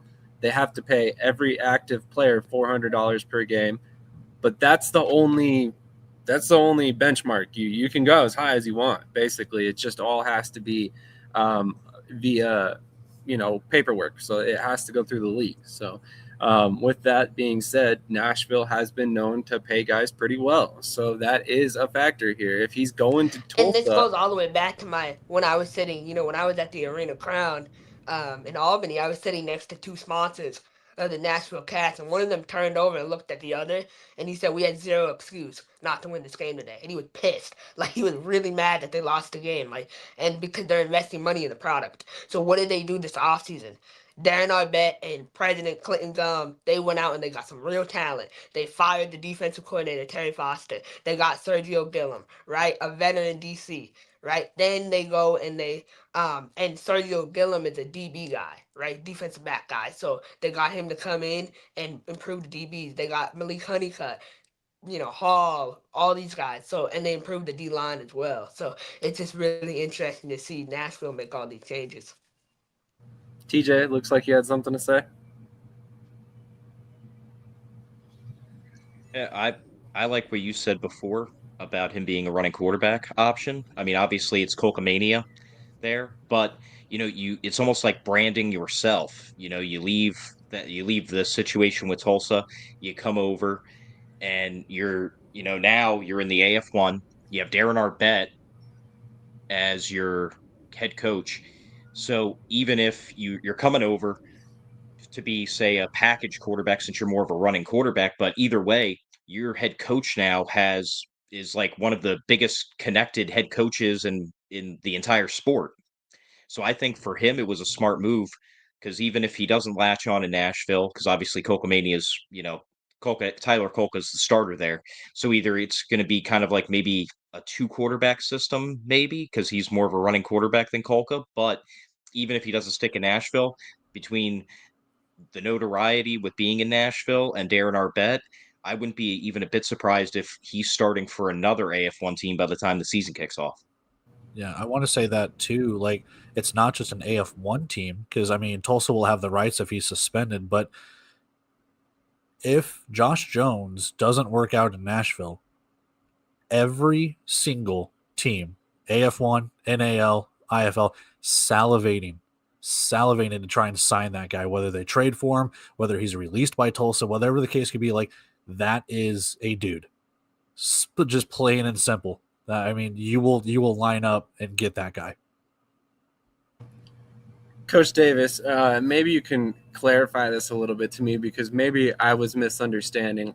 I've been under the assumption that it was at the discretion of the team whether he was submitted or as a suspension or as a release or as a trade of something of the sort. So I was under the understanding they still hold his IFL rights, and technically they don't have to make a decision right now. So maybe you can clarify that to me. And if I was in the wrong, I'll be in the wrong. It is And what see, it I is. know Kentucky would love to trade for him. I know with that connection with Reggie Gray, like, come on now. Exactly, like Kentucky. That roster set up with him, Kentucky's a legit championship contender with Josh Jones at quarterback. I believe that. Here's a comment that maybe leads into something that could have caused Josh Jones to leave Tulsa. Could have left because of other reasons and not be about playing time. So, there is definitely something there that makes a little sense. Here's Coach Davis to give us a little bit more details on the IFL situation. So, good morning, guys. So if a player signs an IFL contract and then signs with another league, not being the UFL, CFL, or NFL, and the team has a right to release him if they do it before he signed the contract. Now that Josh has signed, they announced it in Nashville, and he's still on Tulsa's roster, he will get suspended for 1 calendar year in the IFL. Gotcha. Okay, so that clarifies that. Tulsa, when they found out, had a chance to release Josh if they had wanted to, right? And for me, and I'll just talk my situation, right? I had guys signed. They ended up signing with a team in the AF1. I ended up releasing those guys because if something doesn't happen, what if I wanted one back? Ironic enough for me, I got one of my guys back. right? So it's all depends on how you want to operate your organization and your team. Like you have a chance if a player communicates with you and says, "Yes, I'm going to sign here," like my guys did. My understanding is that Josh did not let them know that he was signing in Nashville, and they heard it secondhand. Hence, I don't see them. I could be wrong. I don't see them doing the kid any favors by just releasing him for somebody that potentially in the IFL. We'll just talk about the IFL. That the IFL would take him with whoever it is, right? Because that takes a good quarterback off the map in the IFL. True. Now, I do agree with you guys. I think the he has ability to go down and compete. But one thing he said a lot in his recruiting process is he wanted to be close to Colorado. Well, he's just going farther and farther away. So I do believe that it's a big trade bait situation for Coach Arbet. I mean, he's a mastermind in what he does. He's been around forever, right? Like, hey, I have something that other people are going to covet. What can I get from it? Like, what does he want? My thing. What does he want from Cedric Walker? That is the thing. There's a piece on the board in Kentucky I'm willing to bet that he wants, and this is going to get it for him. Could be. I mean, Kentucky could definitely use a veteran quarterback. But out of curiosity, Coach, you said technically Tulsa has the ability to release him. Do they have the ability to trade him at that same time? They could have traded him, right? But at the end of the day, now it's already public knowledge. He's already signed. Now that passes that has passed. Gotcha. And IFL transactions, just to be transparent, IFL transactions inter league did not come out yesterday, so they could have released him, right? Like once they hit, I mean, I'm sure they probably come out this morning. Once they come out, you'll know. So in his defense, Tulsa could have released him. That's fair. Hey, Coach Davis, appreciate you for the Night House gear, bro. Yeah, no problem. Hey, TJ, yours actually goes out on Monday. I ain't forgot about you. There you go. So, this is like deja vu. Oh boy. So that's the thing. Like, that you take just when you think about the whole thing, it's you get players that you want to communicate with and you try to tell them, and Sam, you're in the business, B, you're in the business, TJ's had been in the business. Like, if you communicate with your coaches and your players and you build a relationship, most of the time they will be transparent and upfront with you. If players feel like you've done them dirty or whatever, and I don't know what the situation was with them getting Josh Jones. My understanding is it was completely conveyed. Hey, listen, TJ's coming off an injury. We don't know. Are you interested? Josh was like, yes, we're going to compete. And then now it's like, okay. And what people don't understand, I hope TJ's healthy. But that injury, I've seen it 4 different times in the CFL, and 1 out of the 4 came back on their regular schedule time. The other, it took an additional 3 months once you got into the game and once you started rolling around, getting tackled on that ankle. And something tells me he just got a phone call. That's typically what happens when you're on the phone. I can attest what he's saying though.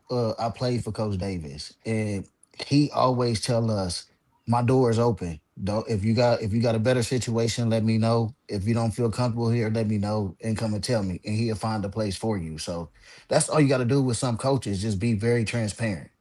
Yeah, it's also when the injury happened too. Like Edwards got hurt in the middle of the season. It wasn't like the very beginning of the season. So if you tack on those extra 3 months, add a year to it, it's almost like he's missing a year and a half of football, plus all the rehab and everything that he has to do too. Now, again, like everyone here, you don't wish ill will on the guy. You want him to come back healthy, but like we've said, it just depends on when he takes that first hit, when he has live game action, and if the game is slowed down enough for him coming back.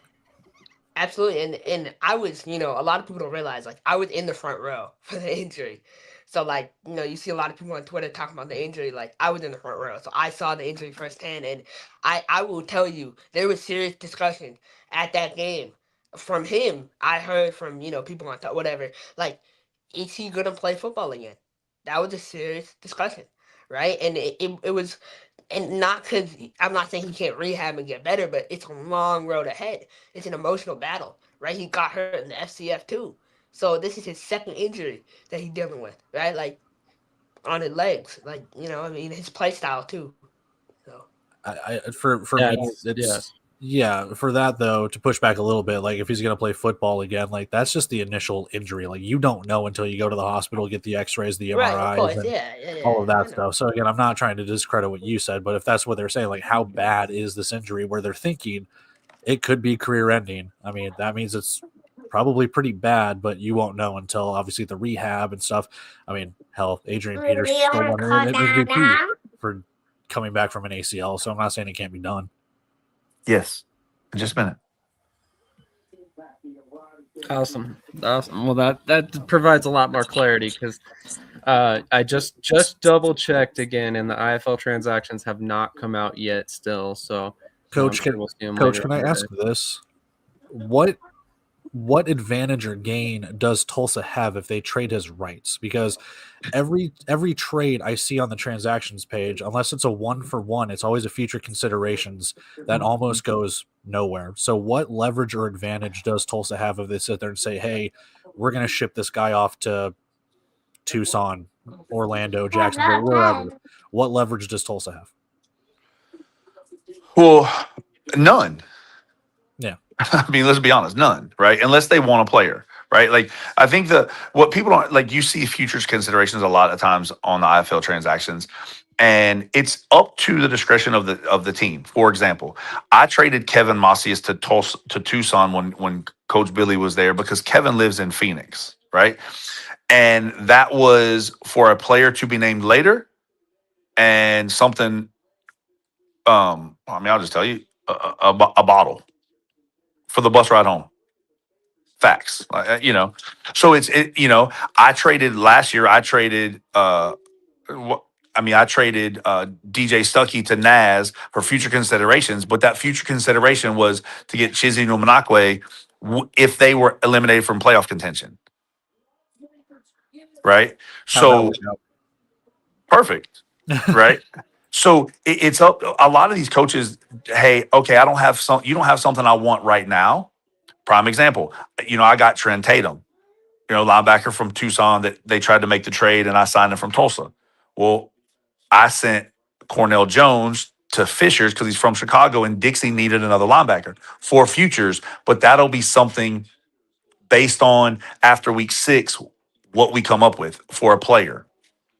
We'll get into the season and those future considerations, what you don't see is the sub line underneath is what you want. And then both teams have to agree about it. So you mentioned week 6. Is that something within the stipulations of like? Yeah, so something just Dixie and I came up with, like, hey, we'll figure it out whether it's week 4, week 6. Let's see how people are doing. If either one of us have a need, then we'll figure it out. So for Tulsa, it's easier just to keep this guy suspended and keep the rights with your team instead of saying, hey, we're going to ship him somewhere else where he can play against us.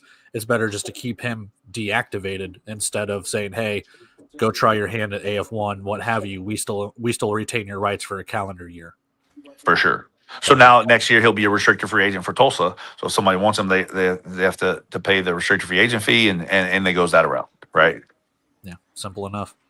I mean, again, if guys would just communicate with people and their coaches, this problem gets resolved for the most part, right? You still have coaches you still have people calling players, and I'm gonna call this player to get to this player. Like there's always backdoor stuff going on. But again, that's why you just be transparent with guys and be like, hey, this is what we're doing. Fair point. Fair point. It'll be interesting to see what happens with his rights designation for the IFL for sure. I was under the impression they still had some time to decide. I didn't realize that it was once he was announced that kind of window is closed. So that explains a lot. And it'll be, like I said, very interesting to see how they designated him. Yeah, but again, the transactions, I know that Todd and them were traveling yesterday because some deals they had going on in the IFL. So obviously transactions didn't come out. I'm assuming they'll come out this morning, probably in an hour or so, and they come out interleague like through the coaches and the GMs, and then it usually takes a day and they get posted on the IFL transaction. So he could have been released. I don't see Billy Back doing that. I know Billy Back, and he did not know of Josh signing in Nashville. I was actually the one who told him because I had heard it and then confirmed it through Coach Arbet. So him not knowing, I'm sure that hold on a second, buddy. I'm sure that him and Marvin didn't appreciate that. Probably not. Probably Assumption. I don't know that any facts, but that's just assumption. not. Absolutely. Well, it sounds like you're busy, Coach. We'll let you get All out right, of man. here. You guys have a great one. You as well. Yeah, and I just want to touch real quick on the injury aspect. I was told way early on by someone who I consider a mentor, anytime a guy has an injury, just mentally add 25% of the time expected on top of that. That way you're not surprised when it does take longer. It's not a bad way to operate. And honestly, I think that probably had something to do with Josh Jones' thought when he signed with Tulsa in the first place. He probably looked at it and said, TJ Edwards got hurt mid-season. Worst case scenario, that competition isn't going to start until week 8, week 9, week 10, when I've already, been a starter for half the year. So it's a little odd to see him kind of make this move, but maybe there's other reasons why he decided to leave. But in other quarterback news, I have heard that apparently Sam Castronova will be returning to the Albany Firebirds, which, to the surprise of no one, he was not picked up in the UFL draft, unfortunately, and of course, the one landing spot that he was going to end up if he was not in the UFL or CFL, perhaps, was probably going to be Albany, and it sounds like he is returning for the 2026 season. Anything else in terms of the AF1 that you guys wanted to discuss before we move on to IFL topics? Unless Tulsa gets Sam back before Albany do. Oh, man, that would be nuts. Maybe that's what spurred all of this. That'd be crazy. All right. Sam is going back to Albany. He's going to do great in Albany. He has all his receivers back. DeJuan Brown. Now you have Darian Townsend, Mark Wade, Isaiah Scott is coming back too. Isaiah Scott signed with he actually didn't get picked up in the UFL, so he'll be back most likely. And then you got Tyree Chambers coming over from Bay Area who played at Maryland. The rich get richer in Albany. Pretty much. It seems like and then they got Albany's... Cheesy from Coach Davis in Vegas, so that's a nice move for Albany to get Cheesy in there. Well, they also got Kevin Toon on the offensive line too from Vegas as well. Yep. Thank you. And he was he was like a starting center for them in 2025, right? Yep. It's just Albany's playground. Yep, basically. If Cheesy looking for a change of scenery in the IFL, if he ever wants to come back, I'm sure there's a good team down south that would love him. If there's another devastating knee injury in the indoor football league this season, that's where Sam Castronova is probably going like last year. So there you go. Well, it might be a little bit different this year because the AF1 season starts in April. So before the AF1 season was over by the time he left. So we'll see how that kind of affects everything. But I did want to throw out there, it's kind of funny. I recommended Cheesy to Damon Ware in 2024, and he did not sign him. He goes to Vegas, wins a championship, and then signs with Albany. Dude's from New York, so I don't think he's leaving Albany. But Cheesy is someone I would probably consider a little bit of a friend, great guy.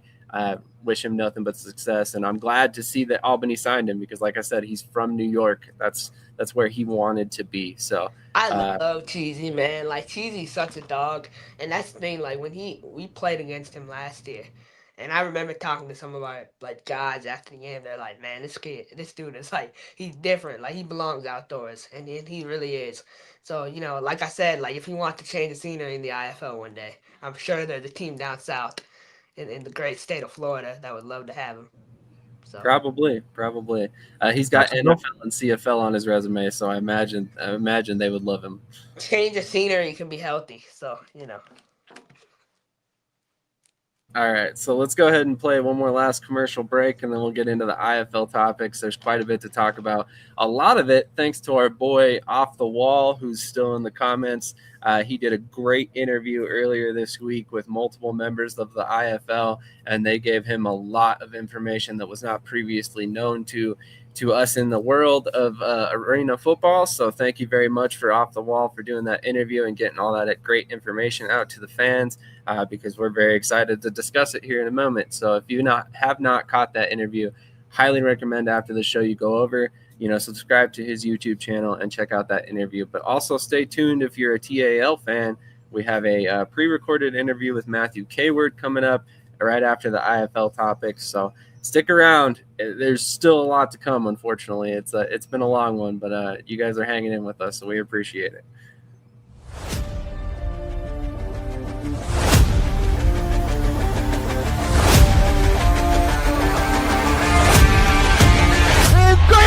Into the end zone, touchdown! Russell has to step up in the pocket, has some room in front of him, gets one. Three-step drop, picks up the pressure, passes complete to Flowers, back to pass, pressure coming, has somebody in the end zone, touchdown! Russell, pressure's coming, Russell able to escape, still on his feet, and will be brought down at the looking, has plenty of time, has Flores at the 15, he's at the 10, and Russell has it on the outside. Like I said, he ain't taking a slide. Russell steps up, lets one go, Robinson makes the circus catch. It's going to be a low snap, here comes the pressure, and the pass is going to be complete, and making the catch of Grant Russell.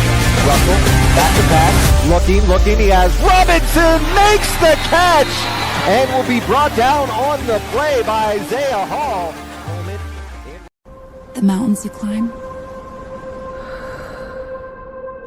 maybe stairs. The records you set, maybe personal. The fans you inspire, maybe family. No lights, no camera, just action. You don't have to be a pro. You just need HoneyStinger. How many times a week? Like three or four times, maybe. I'm gonna pump those numbers up. Those are rookie numbers in this racket. Round of applause for Trey's, right? Great interview. Lots of great information that came out. TJ, I know you got to get out of here, man. Thank you so much for joining us this morning as usual. Can always trust you to be here. So can't wait to have you on next Saturday once again. Oh, absolutely. And hey, for anyone watching any kind of alternative, I'll see you tomorrow for the UFL. Absolutely. I forgot about that. Yeah, IFL or UFL show kicks off tomorrow. We'll be discussing the schedule, the coaching staffs, the rosters, a lot to unpack after the off season. It's not going to be a regular weekly show quite yet, but leading up to the season, we will get up to that weekly point. So you'll catch me and TJ on that show as well quite frequently. So look forward to that as well. Thanks, man. Have a great weekend, and we'll see you tomorrow morning. You guys as well. Everyone have a great week. Absolutely. So shout out to TJ. As always, love having him on here. Like Trey said, round of applause for Trey for that interview. Make sure you go check that out. Krish, you got no shot at cheesy. Please remember to hit that like button. Boy, I am late. Project Superfan. Nah, man, you're just in time. It's the IFL section. We got lots to talk about. So, hey, coach, hey, it's fine. We got someone who was released from you on the transaction log, man. My boy Latavius Burney coming back for 2026. He's gonna be he's in for a big year. So I'm excited to have him back. Good player, solid player. Fits the IFL style very well, in my opinion. So we're going to go ahead and talk about some other transaction news here in a minute. But the big news out of the IFL is that all 119 games will be broadcast for free by the IFL in 2026. And that Seth Bonner and Ari Wolf are back to broadcasting indoor and arena football, which is obviously a great news for anybody who's a fan of the game. These guys have been doing this for many years, whether it's the IFL, the AF1, the AFL, back to the IFL now. So very excited to hear that they're coming back to broadcasting and have a inkling that Brent Stover had a little bit to do with that decision. So, Cody, what are your thoughts on this move for the IFL? After a year of the IFL network. I mean, obviously, all the games being free, whether it's on Yahoo Sports, FanDuel Sports, or even on the Indoor Football League Network on an archive, is great. I'm going to be the contrarian. I don't mind Sed and Ari, but I was really hoping that they would be giving, and they'll be giving other people other shots. And I know they'll be probably their Jim Nance, Tony Romo, core group. But it's like, maybe it's just me being so used to the local guys, whether it was Mick Morninghoff from Massachusetts, Ralph Judkins down in San Antonio, Roderick and Ron in Quad City. Like, I got so used to hearing the local guys that I'm just not. Maybe I'll get used to it as the broadcasts go, but it's like, man, you're stealing something from the AF1, which is great, but I was hoping that they give other people other shots when it comes to that, but maybe they will. We don't know yet until the entire broadcast is released. So I've heard some names of some of the guys that could be calling games and doing like the studio shows and things along those lines. So it does give me optimism, but man, I like the local guys too, so sucks for them. I'm with you on that. I would have rather like to see like local networks so those teams can build up they fan base a little bit more. I think it was a competition move still in Sid and Ari from AF1, which I don't really think it's a big move because Sid and them know more of the AFL style game, not the IFL style game. Weren't they involved with the championship broadcast for the IFL a couple years ago? They might have been. I know it's been Brent. Is it Brent Stover, right? It's been him and Curtis Riggs. Okay, so maybe I'm misremembering because you're right. It was Curtis Riggs and Stover this when last it comes to season. names, I mean, one of the names that was revealed on the Strictly Blizzard podcast they do for Green Bay Blizzard with Will Blackburn, who played for the Packers and the Giants. So that's a great name to have, and he's a local guy too. So, and there's more names to come for sure, like Coach Davis said in the chat. And then they got Joey Bonadava involved. He was with Green Bay. He's one of the best in the business, in my opinion. So I'm glad to see him back. It's a class act for him. Like I said, Dr. 4205 said it, like the local flavor is fun, but at some points there was some really like home cooking for some of the broadcasts where like the team that they are rooting for. Obviously, it's the local team, but with that, you're really you're really hoping that the unbiases can come through, and I hope that they will whenever you have the more nationalized broadcast partners. I mean, for like Mick, in Mass and now Orlando, hopefully he's still with the team. If he is, that guy puts in so much work for broadcast. I mean, he has like 2 boards full of players with like information, depth charts. Like he treats it like the NFL. He works for ABC up in Buffalo, New York. So I hope he's back. Here's a good comment. This is huge for the IFL. Professional broadcast is a big step in the right direction for any league, but I do understand the local guy's perspective as well. Excited for the future of the IFL. Obviously this isn't, as easy as I'm about to make it sound, but like it would be nice to see, one of these big entities be like, okay, we need to, include some of this local flavors. So let's grab the best of the best and include them in some of the game broadcasts, and even if it's just a guest chair for a game here or there or whatever, it would be kind of cool to see them include that. Whether or not it happens, we'll see. There's still a lot to be answered. I'll say to piggyback off of that, for people that watch like Major League Soccer, If you go to Apple TV and watch any of the games, they have taken some commentators from the local broadcast. So like here in Kansas City for Sporting KC, they had a longtime commentator, Nate Bucati. He now does MLS games. It's not just Sporting Kansas City, but he'll go do like the Seattle Sounders or the Chicago Fire or whatever. So they do a lot of local things. But like I said, if they can do that with the indoor football league, that also would take some biases out. Like, I don't know if they'll ever do it, but like to Krish's credit, if Mick Morninghoff was calling an Arizona NAS game, I mean, that would be cool because it gets him out of his element, but he's still professional enough that he can get the job done. So if they do something like that, that'd be pretty cool, but I don't think they will. They'll go more national with it. Hey, Sydney, thank you for tuning in. Although I need to tell you, my friend, this is actually a year-round show. So we've been doing this nonstop, buddy. So anytime you want to tune in and join us Saturday, 8 a.m. Eastern time, it is a pretty action-packed show every week. So definitely would love to see you in the comments more often. A lot of teams here as well. So if you're trying to market yourself, not the worst place to come. They may still do local, but arena football will grow more if they decide to focus more on local fan bases, which we all agree with. You know, I mean, I think at the heart of every arena team is a good local following. You know, so that is obviously important, but at the same time, you have to have a happy balance. Like Cody said, you know, some of the broadcasts were extremely biased, which is good to a certain extent, but if you could kind of cut down on that a little bit and just make it sound a little bit more unbiased, more professional in terms of presenting the league, not presenting a certain team, I think that would go a long way.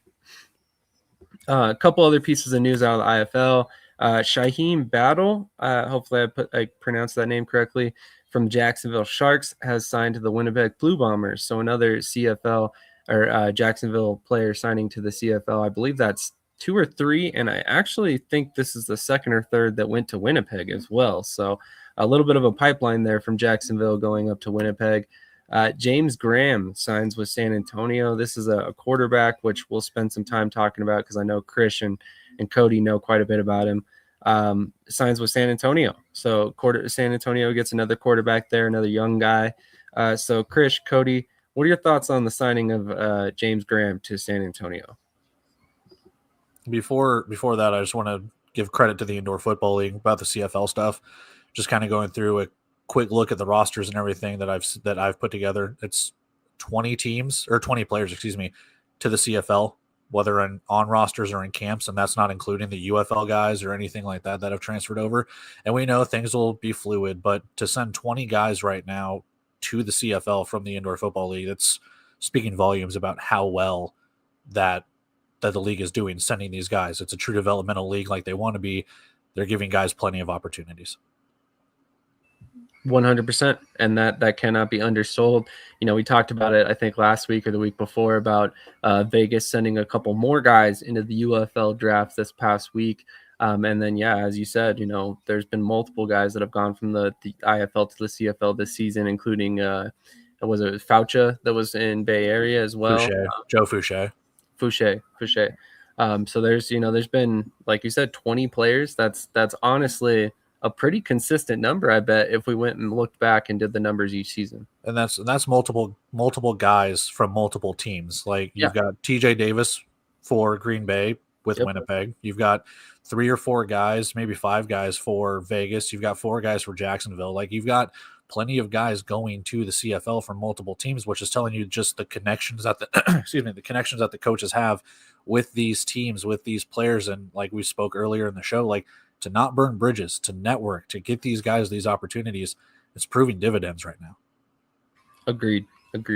And I wanted to pull this comment up. Local talent will have opportunities to be involved in pregame and postgame team content. It's on the teams to organize all of that. That's awesome. I'm glad to hear that. And, you know, and maybe that's where they kind of get their chance to shine and let their local bias fly as well. So that would be cool. But it'll be interesting to see which teams kind of decide to put into that. 7 in CFL off last year's team for Vegas alone, I imagine, because that definitely was not for the entire league. No. So thoughts on James Graham signing with San Antonio? Just more quarterback fodder for San Antonio, which leads me to believe that Joaquin Colazo's spot is not locked up. I mean, he had an all right season from Iowa and San Antonio last year, but if they're signing Graham, and I forgot the other guy, let me look it up really quick, unless you've got it off the top of your head. Yeah, Dante Dante. Santos from Okay, there you Dante go. Santos. Yep. It's showing me that they're probably going to have a quarterback competition. Colazo could probably have the leg up, but James Graham coming over from Georgia Tech, we'll see how it goes. I mean, quarterback has been kind of an issue since Castronova in San Antonio, whether it was Malik Henry, Guy Myers, Colazo, whoever the case could be over the last couple of years. Like it's proven that San Antonio needs to get this quarterback position right because they've got a lot of talent in the skill positions, defense, things like that to make it go. If that quarterback can get hit, then they should have a good season. Yeah, I don't know. I think it's a decent move. I mean, he's older, right? He's 27, I believe. So, 27, yeah. So, I mean, it's a veteran quarterback. For me, I think Colazo, the starter in San Antonio, in my opinion, I think he had a great season last year for a rookie, moving systems midway through the season. But he also had Naquan Murray, right here. Naquan, you Kali Rashad. Those guys aren't there. So now you have Glenn Gibbons as your only primetime receiver. It's interesting, for sure. I mean, it depends too. What was San Antonio's offense last year? At some points, it was Guy Myers doing it all running, wasn't really throwing, and then you had Malik Henry, who was your prototypical AF1 style, like Castronova replacement, where we're just going to throw, and that's what they brought in with Colazo. So what was San Antonio's offense? Because sometimes they would run it, Keyshawn Harper would look good. Other times they were just air raid. So it's like, what is your offensive identity? I think that's what they need to figure out. For sure, and I also think you got to look how much of Bain's offense is Coach Fuller's offense, right? This is his first time coaching, and I believe he'll be calling the offense. And another thing I want to bring up too, that's interesting is James Graham hasn't played in like 5 years. So is he in shape? Is he ready to go? How do they find him? That's what I'm interested about. Fair point. Although I will say when he did play for Georgia Tech, he was definitely a dual threat quarterback, so can definitely play in the indoor football rule set. So I'm excited to see what he can do there with Jonathan Bain, teaching him how to play the game. Couldn't ask for a better mentor if you're a quarterback for IFL. So as far as off the well goes, I understand the local flavor sentiment about broadcast, but when you are upscaling your broadcast, having more nationally recognizable names gives the league curb appeal. I get 100%. that. I get that, but I do want to push back on that. I'm not saying you have to hire all of the local guys or keep the local guys by any means, but just because a guy has a name doesn't mean that, okay, so I'll just throw Kurt Warner because most people know him from the arena game. If you throw Kurt Warner on a broadcast because he does stuff for the NFL Network and people see that, that's not going to make them an automatic fan of the Green Bay Blizzard. That's all I'm trying to get at with that is like, okay, you've got names and it might make you want to stick around and listen to the broadcast, but you're watching the games because of the team you want to root for. I'm not watching the Chiefs-Raiders game because Kenny Albert is calling. So, I mean, I get where he's coming from with it. You will have big names on there. It's going to make it look more professional. But to that credit, I mean, you got to have the guys that can call because we got plenty of big names that you can sit there for college football, the NFL, that have no idea what they're doing. Everyone's turned their back on Tony Romo because he looked good and then he didn't. So that's all I'm trying to say. It's no hate towards anyone. We still don't know who the broadcasts are going to be, but the local flavor, some of those guys knew what they were doing. Plenty didn't. But for the ones that did, I do want to shout them out. That's fair. That's fair for sure. And then there has been some rumors that have cropped up recently, and this is the fun one for today, that a 15th team for the IFL will be being announced in the near future. Now, this is just a rumor. We have no confirmation on this, but it does sound like the IFL is working on an expansion for 2027 and beyond. I think Todd Tryon even alluded to the fact that they have teams reaching at about 2028, if I remember correctly, in one of his interviews. But one thing that I wanted to throw out there is kind of a caveat to this little fact that we're about to discuss is that I noticed recently on LinkedIn the IFL president seems to be keeping a very close eye on the New Jersey venue that the AF1 used for their championship game in 2024 when, of course, Jared Widman was involved with the AF1. So I don't know that there's any connection there, but it's just something I wanted to throw out there that I had noticed over this past week. So, maybe there's a connection there. But Cody, what are your thoughts on the rumors that a 15th team could be announced fairly soon? I mean, excuse me, it's status quo. The indoor football league has wanted to get to, if you read the rumors on Arena Fan and Love Football and all that, they've wanted to get to 24 teams for quite a while. It's a huge endeavor because the original Arena Football League never got to 20. They got to 19. So it's a huge thing. But the 15th team will most likely be New Jersey. I mean, they're going to have the neutral sites there. It's the worst kept secret right now. It's going to be New Jersey. And if that's what he's looking at, whether it's the mall there, which I really hope it's not, wherever they have it. And that could be the venue where they're having these showcase games. We just have no idea. Until that news comes out, it's been under lock and key for quite a while until stuff starts to leak. So it will most likely be New Jersey. And then you're looking for that 16th team because, again, Todd Tryon has said he kind of wants to go in pairs. He doesn't want odd teams. He doesn't want to keep scheduling bye weeks and stuff like that for the odd team. So you're probably looking at someone in the Southeast because the rumors of Greenville, South Carolina always ramp up, or Virginia. And you've heard rumors of them rumored with ECHL teams, whether it's Norfolk, Virginia with the Norfolk Admirals, Greenville Swamp Rabbits, whatever the case could be. I mean, you're looking at teams from the ECHL or owners with deep pockets. So I will speculate it's probably going to be one of those two cities if you have a 16th team, but I think New Jersey is probably going to be the 15th team. Oh, Mike Davis says it's not New Jersey. Come back on here and tell us. Spill the beans. Spill the beans. Yeah, come on, Coach. Come tell us exactly which location it's going to be. Ron Sosa says Jersey. That arena is awesome. Need Jersey. It could be the Kier Arena as well, which I think we've discussed here at points in time as well. So that was where the Philadelphia Soul were supposed to play in 2024. I would love the neutral site game to be in the mall. On May 18th, we can smack that shit in front of everyone walking by in the mall. That would be amazing. It's going to be another team in Vegas. It's the Las Vegas Rockers. Hey, man, what is wrong with you? All right, so I do want to say this. I did have a comment on my YouTube channel a week or two ago. I believe it is Bob from Inside the Sharks, because it's Steel City Bob commented on one of them. Myrtle Beach, South Carolina, and Rome, Georgia. So I have heard some rumblings about Rome, Georgia, and I think we've talked about South Carolina, but not necessarily a specific city. So that would make some sense for sure. So shout out to Inside the Walls and Bob over there, and maybe there's some truth to that. Whatever happened to that Columbus, Ohio expansion team? They did. Yeah, they, along with the owners of the Frisco Fighters, who were supposed to launch that team, are no longer affiliated with the league from what I understand. They did.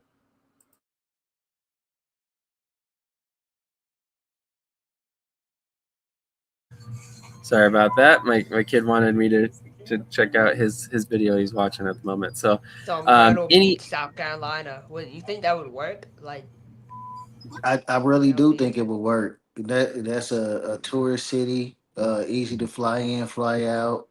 The fan base down in South Carolina is huge for football. I think it can work. Yeah, Coastal Carolina. Who would you hire, Coach B? Who would you hire if you were the GM of the team as head coach for that Myrtle Beach team? I don't know. It would be depending on who's available at the time or who fits. I would probably try to get somebody down south from that area who knows the landscape to bring him, the crowd. That would be ideal because in the South, it's hard when you go in the South. It's about who you know, not what you know down there. Cody, what were you about to say? Oh, I was just going to say they should go hire Rob Keefe. I was thinking Anton Yarbrough. He's from South Carolina, correct? Coached down there before, knows the area pretty well. He lives in South Carolina.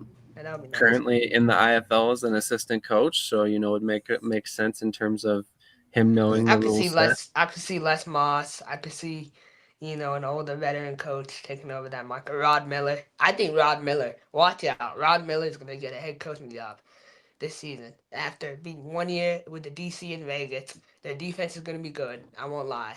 Their D line especially, right? And then he's gonna go and he's gonna get a head coaching job. In my prediction, He's been a deserves head it. coach before at Bismarck. Yep. So it's not like it's new to him. I mean, he's been a head coach there. Wasn't he co-head coach at Mass? Who? Rod Miller. Nah, yeah, he was the head coach. Yeah. Yeah, so Maybe I heard you wrong because you're making it sound like he's never been a head coach before. I was like, he's definitely been a I'm head just coach saying, before. like this offseason, he didn't get an opportunity. It's kind Yeah. of surprising to me. Carolina Arena Football not named the Cobras would be interesting. It's actually been happening for many years. There's the Predators, and there are some rumors that they could move up to the professional level over the next couple of years. So watch out for that as well. We have a comment from one of the owners, I believe, the Beaumont Renegades. The main I'd love to owner, see yeah. New York, New Jersey get a team, and I'd even hear Buffalo getting a team. Would love to see that. He definitely deserves to be a head coach, says Davis, who he will be coaching with him this year. From Rodney Robichaux, how about the Beaumont Renegades 2025 champions, first-year champs? We are very excited for the kickoff of 2020 season. 2026 season, 90% of the Renegades are returning, adding to the champions. Some of the best are joining the champions for 2026. God bless AF1, players, fans, sponsors, staff, owners, and organizations, and professional group. South Carolina is not easy to fly into, but there's some beautiful area down there. All right, That's another name I would watch. That would be nice. I would like that. CJ? CJ, South Carolina. That would be nice. Do it. Any thoughts, anything you guys wanted to get to before we wrap this up and turn it over to the pre-recorded interview with Matthew Kayward of the Nebraska Siege? I do think that's pretty no matter what nobody say, I do think that's pretty amazing that you can return 90% of your roster from previous season and y'all jump to a new league. So congratulations on that. Hope you have great success down there. You got a good coach and Coach Mayfield down there. Coach Peace. I love Coach Peace, man.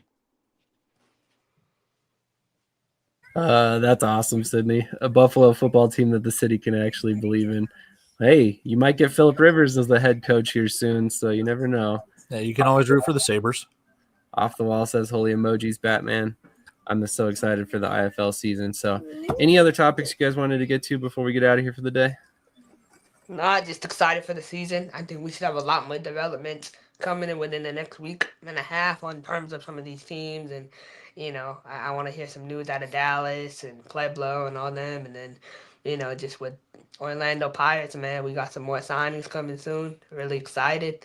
Our D-line is I feel like we got one of the best D-lines in the country, to be honest. So I'm excited, man. It's a big year. This year is going to show a lot for a lot of people. So I can't wait. And then Coach B has a big announcement soon. So excited for that. They're just going to throw that out there on him. That's not fair. Dang. Let him break his own I'm not news. saying what it is, but it's huge. So. Yeah. We'll talk about that when he's ready to talk about that for sure. Cody? Scared him away. Looks like he got a phone call too. Cody, any final thoughts for anybody?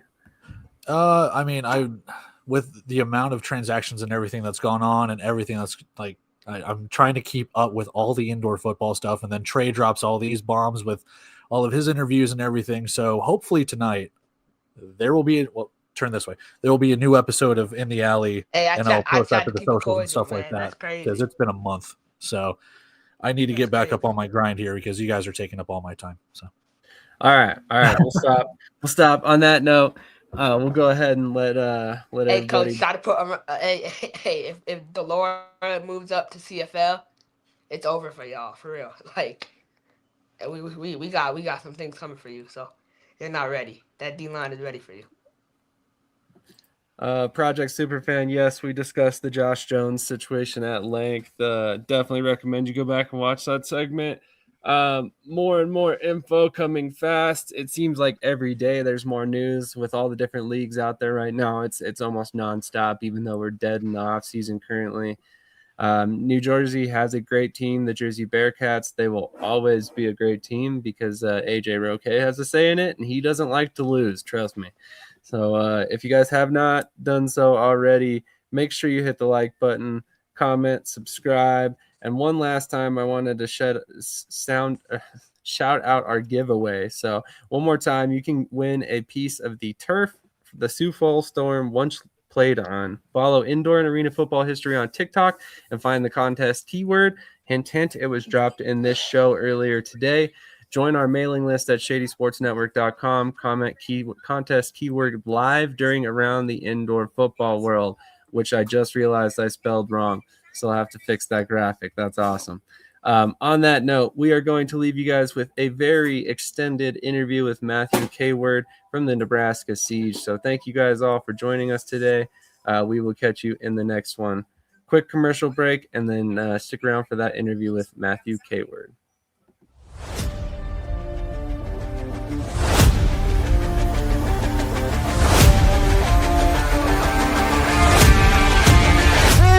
Russell into the end zone, touchdown! Russell has to step up in the pocket, has some room in front of him, gets that three-step drop, here comes the pressure, passes complete to Flowers, back to pass, pressure coming, has somebody in the end zone, touchdown! Russell, pressure's coming, Russell able to escape, still on his feet, and will be brought down at the looking, has plenty of time, has Flores at the 15, he's at the 10, and Russell has it on the outside. Like I said, he ain't taking a slide. Russell steps up, lets one go. Robinson makes the circus catch. Will be a low snap. Here comes the pressure, and the pass is going to be complete. And making the catch of Grant Russell. Russell back to pass, looking. He has Robinson makes the catch, and will be brought down on the play by Isaiah Hall. This presentation of Shady Sports Network, we have a special interview, the new GM of the newest team in the Arena League, the Nebraska Siege. How are you doing, Matthew? I'm doing good, TJ. Thanks for having me on. I know you guys garner a lot of fans on this show. I'm not surprised. We just want to make sure we get it right for all your fans and those that are watching around the league. But yeah, it's pronounced K-word. Awesome. Yes. And before we get into it, I guess too, I see here you're an ordained chaplain. Yeah, I've been very blessed in my years? life to do it. Yeah, to do a lot of things in my life. My father was a minister, an ordained pastor for the majority of my life. Started in ministry school when I was a baby, and then got back into full-time ministry when I was in high school. We moved from Oregon down to Arizona. I grew up, spent my high school days in Prescott, Arizona, Prescott Valley, Chino Valley, Arizona, northern Arizona. And so got to go to high school there, played sports there. Sports is a big factor in my life. I've been very blessed because of that. And because of sports, it put me on a road. I got to go to college and played football and baseball at an NAIA school in Kansas, which is where I met the love of my life. And my wife I married, and we're going to celebrate 30 years of marriage this June. So she's been an amazing influence on my life, an amazing supporter of everything that we've done. So I felt a call into ministry when I was very young.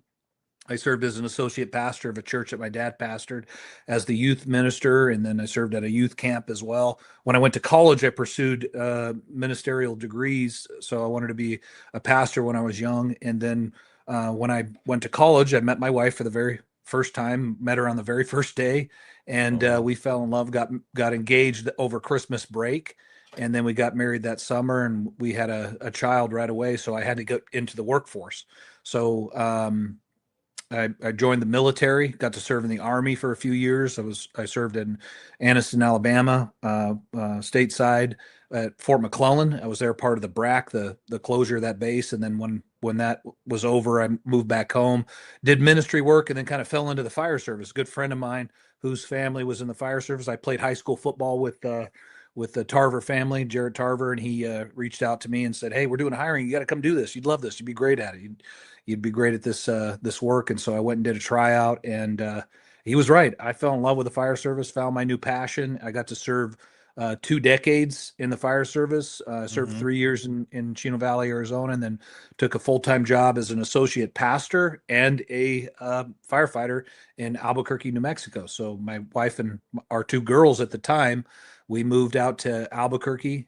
We would later have our 3rd daughter, our final child, there in Albuquerque, and we got to serve there for a few years as an associate pastor of a church, and then went on and served a full 2 decades in the fire service there with Burleigh County, and retired in December of 24.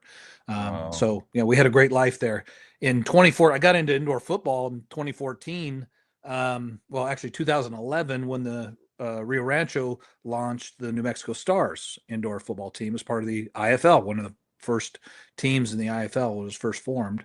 And so I went to an open tryout on my 35th birthday. Actually, it landed on a Saturday on my birthday in January, and I tried out, and I impressed the coach enough. Coach Williams, Chris Williams, who has a lot of history in indoor football and coaching, was an amazing coach, great guy. He took a shot on an old timer that was local and brought me into camp. I got to go through camp 2 seasons and got to play a bit with New Mexico Stars. And then the 3rd year, that organization changed ownerships again and brought in a new head coach who would become my best friend, my mentor, Coach Dominic Bramante. And Coach wouldn't sign me to a contract. I went to 2 different tryouts. He still wouldn't sign me a contract. And I found out later he didn't sign me because he didn't really want a 100-year-old quarterback. He wanted an actual athlete. So that would win some games for him. So he didn't bring me on as a player, but he did bring me on staff, and we became very close. And he's a dear friend of mine. I love him to death to this day. When we talk, we always end our conversation with "I love you," because I love the man very much. He's been very influential in my life, and got to meet some great people through that. I got to coach with him for a season in 2013. We took the Stars to a championship.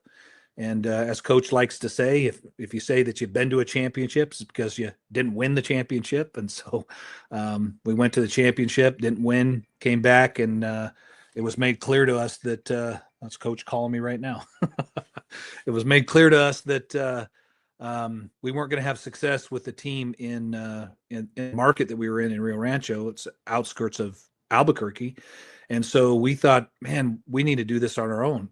We had trouble with ownership every year that team was there. And so we thought, man, could we do this on our own? Could we build a franchise that would be successful, move it into Albuquerque? And so we met with the arena, met with the manager of the arena, amazing guy, Dan Morning. He loved the idea. They partnered with us. We built the Duke City Gladiators. My wife and I pulled out loans and pulled out money every we could. We funded the team, just the 2 of us. And so we built that franchise literally from nothing. And we did it in a matter of 2 weeks and jumped into the season where the Stars had left. Their franchise folded. And so we took over their spot and launched our team a year early than we wanted to. But we were buying turf. My construction company that I was running at the time built the walls in the arena because they didn't even have walls for the ice rink. And so we built the walls out, framed them up, bought pads, bought turf, bought gear. We did all this in literally 2 weeks. And we launched the Duke City Gladiators. And 4 seasons later, it seemed we had a good plan. We had a good system, and we built an amazing culture there. Coach Ramonte is the best in the business. There's no doubt about it. He's phenomenal. And we built a great franchise there. We built a great culture. We had great players that could win at the highest level, and we enjoyed two world championships with that franchise. So was very, very blessed to be there and be a part of indoor football. I said sports changed my life, and that was a part of it. Through my relationship with Coach Bramante, I got to meet his best friend in life, the new head coach of the New York Football Giants. And so I got to know Harbs I've enjoyed a relationship with Harbaugh for 11 years now through Nice. Dominic, and got to meet his father, Jack, when they came out to visit our Albuquerque and visit us for a week. And, just through that, lots of doors of opportunity opened up for me. Running the team, being around guys that were chasing their dream inspired me to continue to chase my dreams, even at an older age of 36, 37. And so I finished my degrees in school, got 2 bachelor's degrees, got 2 master's degrees, and now I'm working on a doctoral degree in leadership and organizational culture. But been very blessed to do a lot of things, from serving in the military to serving in the fire service and retiring in the fire service, and running a pro franchise in Albuquerque, and having great success and doing it at the highest levels with some great people, and getting to meet a lot of great people that spoke into me life and energy, and becoming a dreamer. So I'm still doing that today. Here we are. Would never have thought I'd be back in indoor football, but I live up in Grand Island now. I took a job up here with the fire department full time as an executive leader, as a operations and training chief for the fire department here, and did that for a year, and then stepped away, and all of a sudden a franchise was coming here, and Tommy and Tim Brown were launching it, and I know those guys very well, and they're great people, and so we met a couple of times, and it looked like something we want to do. One of the criteria for doing this, I'll tell you, is that my wife was okay with us doing it. She's a big supporter of me, and she always has been, and the people that are around me and support me. I almost let the cat out of the bag of who was going to be the head coach, but we're not ready to announce that yet. So it's cool. You can. We'll listen. I won't do it on this show because we're going to do it in a press conference. So we'll see. Nice. Gosh, man. Well, thank you for your service. That's so wild how much of a life you've lived before you even came, to get started with Duke City, man. That is amazing. I feel like usually when we interview people, it all revolves around football solely, but it seemed like at some point you were as far away from football as you could be. Did you always have it in the back of your mind that you wanted to be a quarterback? Was that your main goal? Because I mean, it had to be enough to motivate you to go and try out at 35. Well, sports was a big influence in my life. It allowed me to go to college. It's where I met my wife, playing football and baseball and scholarship. And so sports has always been. I've always loved it. Played a lot of sports, and then when an arena franchise, I played semi-pro ball. Just the rec leagues, the adult leagues in Albuquerque, and we won a couple of national championships with those amateur level teams, and so had a lot of fun with it. And when the pro team came to town, I didn't know anything about arena football, never even heard of it. It's not something I'd done or watched. And when the team came to town, I saw that they were having an open tryout that anybody could go, pay you $40. I thought, why not? And it landed on my birthday, so it seemed like providence. And so I was like, oh, let's go try it out. And I had a good enough practice or tryout that Coach Williams took a shot on me, and so he signed me to a contract right there. Dart Clark actually was the general manager of that franchise when it first started. I know he ran a team down in El Paso, the Generals, back in the day. But I signed, went through practice, learning a whole new game. Never played indoor football before, and so, but I was around playing, your rec league, amateur football with just people in the city that love football still, and probably much longer than we probably should be playing football at our age at 35. But I was in good shape, and the fire service kept me in good shape, a profession that I love, and so being able to compete at that level was a lot of fun, and I learned a new game, and then when I met Coach Bramante, I mean, he transformed my life. I got a master class in leadership from him. I mean, he is a very dynamic speaker and teacher, and he is all about culture. And I know he enjoys a great close relationship with one of the greatest coaches in NFL history, in my opinion. And so I know he's learned a ton from John, and I've been a benefactor of that and those experiences. And so a lot of the people have been in my life. I mentored this past year. I spent the last year mentoring under John Gordon, who's a great speaker. He speaks to a lot of coaches. He's good friends with and speaks with Sean McVay. He speaks with Dabo Sweeney. I mean, he speaks with all the great coaches in the NFL and in college and in Major League Baseball. And so I got to mentor under John Gordon for a year now. We met several times a month and went out for a training camp with him this past May, and just amazing people in my life and have given me so much. And I've been so blessed with it. But I got to play sports in college, and I loved it. It's not something I could shake. And I got to play a couple of games in with the Gladiators, the team that I owned and built, and with my wife. And so, been very blessed, my man. I've been very blessed in football. So.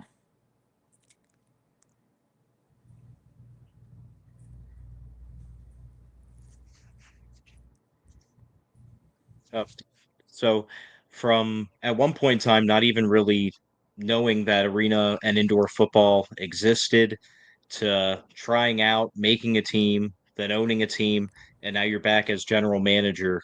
What is it about the game of indoor or arena football that, just you can't shake? Well, it's just happenstance. I think that I'm a believer that things don't happen by accident. That I believe that my Lord and Savior puts me on a path for a purpose and for a reason, and the things that I've been through have enabled me to do that. Football's given a lot to me and given me a lot of opportunities, and I love being around it. I love being around players that are chasing a dream because man, when you're around guys that are chasing dreams at the highest level, it really inspires you to be a dream chaser yourself. And my mentors have taught me that you need to chase dreams for the rest of your life. You get how many chances at this life, TJ? You get one chance at this life, man. How can you live it on an average scale? How can you live it in an average way? How could you have an average mindset every day when you get one chance at this? And as John and John Harbaugh would tell you, attack this day with an enthusiasm unknown to mankind, something that he learned from his father, Jack. And it's a lesson that I took when I heard him speak it out. And so I think we should attack this day with our greatest effort. And that's what we do every single day. It's how I've approached my career in the fire service to the highest levels. I speak and teach on leadership and culture all across the country. I've been very blessed to do that. But it's a system and a methodology that we built in pro football, that we built with the Gladiators. And we have a mindset system that we use. It's based on 3 colors. It's very simple. It's repeatable. And you can do it in any industry. You could teach it in high school sports. You can teach it in the restaurant industry. You can teach it in the construction industry. And I've applied this into the fire service. And we have the 8 rules that we use that hold us accountable in building culture. And so we focus on those 8 rules every single day. We focus on our mindset and what color we are every single day. And that's how we have success. So being able to apply this system back to pro sports, and that interested me. I would love to do that again. And so once that opportunity presented itself just by happenstance, I didn't seek this out. It came along the way. And I felt like God was calling me back into pro football for a reason. What that reason is, we'll find out. I don't know for sure, but I know what comes out of it. I know what be a part of a professional athlete's dream and aspiration does to me. I know what coaching and inspiring others does to me. When you empower other people, you are ultimately really empowering yourself as you empower others, as you teach others, as you, I believe knowledge is a gift, but it's only a gift if you do what with it. You gotta give it away in order for it to be a gift. And so as I've learned from great people and the opportunities I've had in my life and where we're at, I know it's just not happenstance that happened, but before we took this job, we prayed a lot about it because we thought we were going in a different direction in just speaking and teaching to firefighters and that culture full time. And this opportunity came along, prayed about it, and I really felt like the Lord was leading me into this. And so, man, what a great opportunity to speak life into great young men that are chasing their dreams and giving them an opportunity to get to the next level. That's our goal and our hope. And we've always built a culture with that. When we were running it in Albuquerque, we had a fantastic coach that taught the same thing, and he would inspire guys and change people's lives. I'd see players call coach every single day, all the time, because of what he's done for them in their life, not just in football, but in their life. And so, that affords us, the relationships that we have and the culture that we build affords athletes a honest, true opportunity to get to the next level. It's one phone call away for us when we get someone in here who can play at this level. And, Harbaugh will ask us one question when we offer up a player. We call him and tell him, and coach calls him and tells him that, hey, this is an opportunity. This guy we need you to look at. He asks one question: can you vouch for this man's character? And that's what it's all about. We build culture with people of great character. We hold each other accountable, and that's how we win. We have a system and a methodology that we all believe. And it's a system, I believe in it so mightily. I'm so passionate about it because it changed my life. It literally changed my life. This system changed my life. It saved my life. And I'm here today because of this system, in part, mostly because of my hero, my wife, who is a praying woman who prayed for me every single day when I was going through hardship, and who stuck by me when she really didn't need to. She didn't have to, and she didn't deserve to, and but she did, and she prayed for me, and I was redeemed through a very difficult situation that I went through, and in which I almost took my own life, and we made it through that, and now I get to enjoy 30 years of marriage with a woman I love deeply, and three amazing young ladies that we got to raise together, so who are living great lives themselves. So I've been very blessed by it, man. I've been very blessed with it. So why not? Let's go after it. Let's attack this day with an enthusiasm unknown to mankind. And so, that's why I admire what you guys are doing. You're building a radio program, a podcast. This is a tough business. It's competitive. What you do is hard work. And so, I think that's wonderful. I admire you guys for that. You're trying to build something out, and I think that's great. And you just happen to be doing it in a sport, in an industry that I love very much. And so I think it's great that we get to cross paths together, and we get to influence each other and encourage each other and empower each other and challenge each other, man. What can we do today to raise our brand? What can we do? Because as a professional, you have a brand.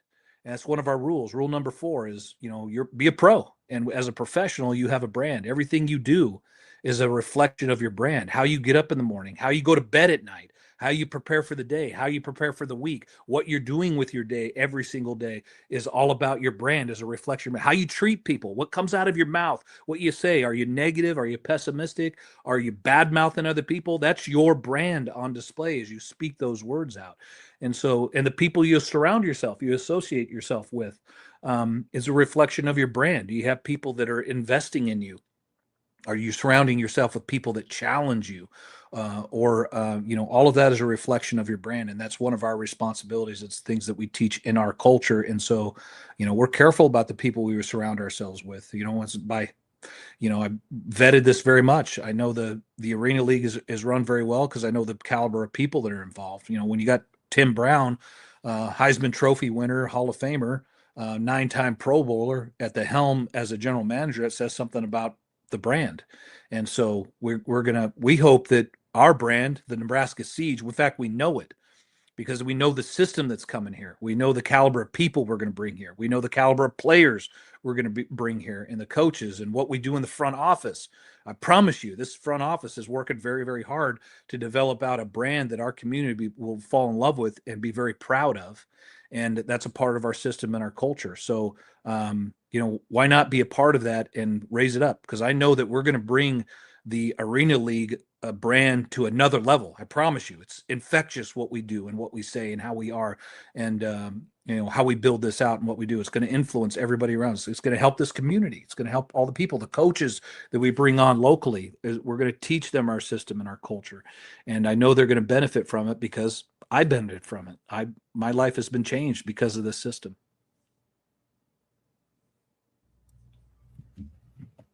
Yeah, I was gonna say about getting in. You mentioned you guys are getting involved in the community. I was gonna say I can see it already from the logo. I was trying to pull it up here. Isn't that like a local bird? Yeah, Nebraska is known for its the crane, and it's a specific kind of crane that's a protected crane here. And so when the league had put out for a name change or a naming contest, the overwhelming majority of responses were about the crane. Mm-hmm. And then of course Nebraska has a history in the military. Yeah. The bombers that won, the flying fortresses that won World War II trained here in Grand Island at the Air Force base that was here, and there was an ammunition manufacturing plant here. I'm not real familiar with Nebraska's history, but those are the two things that came up when they were doing the naming process. I've only been here for a year since December of 24. We moved here, but man, what a great culture here. It's a very diverse community. We love it very much. We attend an incredible church with one of our favorite pastors that we've ever been around. Our pastor and his wife are amazing people. They've really spoke a lot of life into us. We connected with them right away. My wife was hired on staff there with that church, and I've got to bring the message and preach from the pulpit a couple of times there. And so they've just been so loving to us and this whole community, being able to serve with the fire service and first responders here, and the people we've got to meet. We've been so blessed with it, and all of the people, the fire chief and the police chief, and all of the guys that work in the fire service here. The firefighters are amazing people. They work very hard and they serve this community so well. And we're blessed to be around them. So it's been great to be around them. So the community here. And so yeah, they named a flock of cranes is called a siege. And then with the military background with that bombers, it just fits very well with the siege. So we really love the name. We love the logo. We love the brand. I feel like this is a brand that I can get behind and the community can get behind. It captures Nebraska and then the color system as well. And so my background in the military, I love my brothers and sisters that serve this country and the sacrifices they make. My father served in the Marine Corps in Vietnam, and he also got a commission and served in the United States Army as an officer of a cavalry unit. So, service is deep in my family's history. My grandfather served in World War II. And so, we've got a lot of military in our family, and it's been an influence in my life. And so a brand that is made of that and the community and the great state of Nebraska. This is a football state. And so, I got to meet Coach Rule at a training camp with my mentor, John Gordon, and he came right up to me. I was wearing a fire department shirt, Grand Island Fire Department, and Coach Rule came right up to me. He's, "Oh, Grand Island, Nebraska." And I said, man, Coach, great to meet you. I was hoping I'd meet you. And you're one of the people that I really wanted to see and listen to and hear speak, because he's a culture guy. He builds great culture. And that speaks to my heart, because I've been around some great cultures in my life, been affected by great organizational culture. And I'd love to talk about it. So no, I think it's a great thing. You bring up a great point, Cedric. The brand is top notch. And I think it's something that we can build on and capitalize on. And it's about the community and the state and the history of it. And we're gonna represent it very well. I can promise you that. Yeah, speaking more to the team, how would you say that, coming in as the GM to Nebraska, how has the transition been, as opposed to back when you started Duke City, as you were saying, like you had to do it in a couple weeks. Now this time it's probably been way more normalized in processing. That's a very good point. A very good question, TJ. You're exactly right. Hit it on the head. When we built the Gladiators out, they had a team in Rio Rancho, a suburb of Albuquerque, and it didn't have a lot of success. Minor league sports is a tough business anyway, but it didn't draw a lot of fans. And we were told by the editor of the newspaper in Rio Rancho at the time, during championship week, actually getting ready to go to the championship game, travel down for that, and in San Angelo. And I remember the reporter saying, "Listen, fellas, I know you're excited about the championship game, but you can win multiple championships here, and this town is never going to accept you as a franchise. You're not going to garner fans." And so we were pretty upset about that. And after we lost that game, we sat in a dear friend of mine's restaurant, Phil Chavez. He owns a restaurant called The Grill in Albuquerque. And we were sitting in that restaurant trying to decide what we're going to do with the future, what we could do. And so we started dreaming right there and decided right then and there we were going to build a franchise that we could be very proud of, that the city would really be proud of. We named it the Duke City Gladiators. The Gladiators was an idea of my wife's. We played in the Coliseum. Tingley Coliseum. And so her idea was, well, what about the Gladiators in the Coliseum? And man, we thought that's perfect, because we were thinking of, in fact, we even pitched the idea of the Chupacabras, which is what is happening now in Albuquerque, the relaunch of that franchise with its new owner, who is a phenomenal human being. I love the guy very much. And Mike Feets is going to do a great job with that franchise down there because he's a great human being. He's a big supporter of mine, a dear friend of mine, and he's a great business person. And so they're naming the team the Chupacabras now in New Mexico. But we pitched that idea of that name. We talked about the Warriors to capture the native culture that is in that community. And we settled on the Gladiators because we were playing in the Coliseum. And then our team colors were, we knew Coach Bramante knew we were going to color black and silver because we wanted to be rough and tough and capitalize on what the silver and black did in the NFL with the Raiders.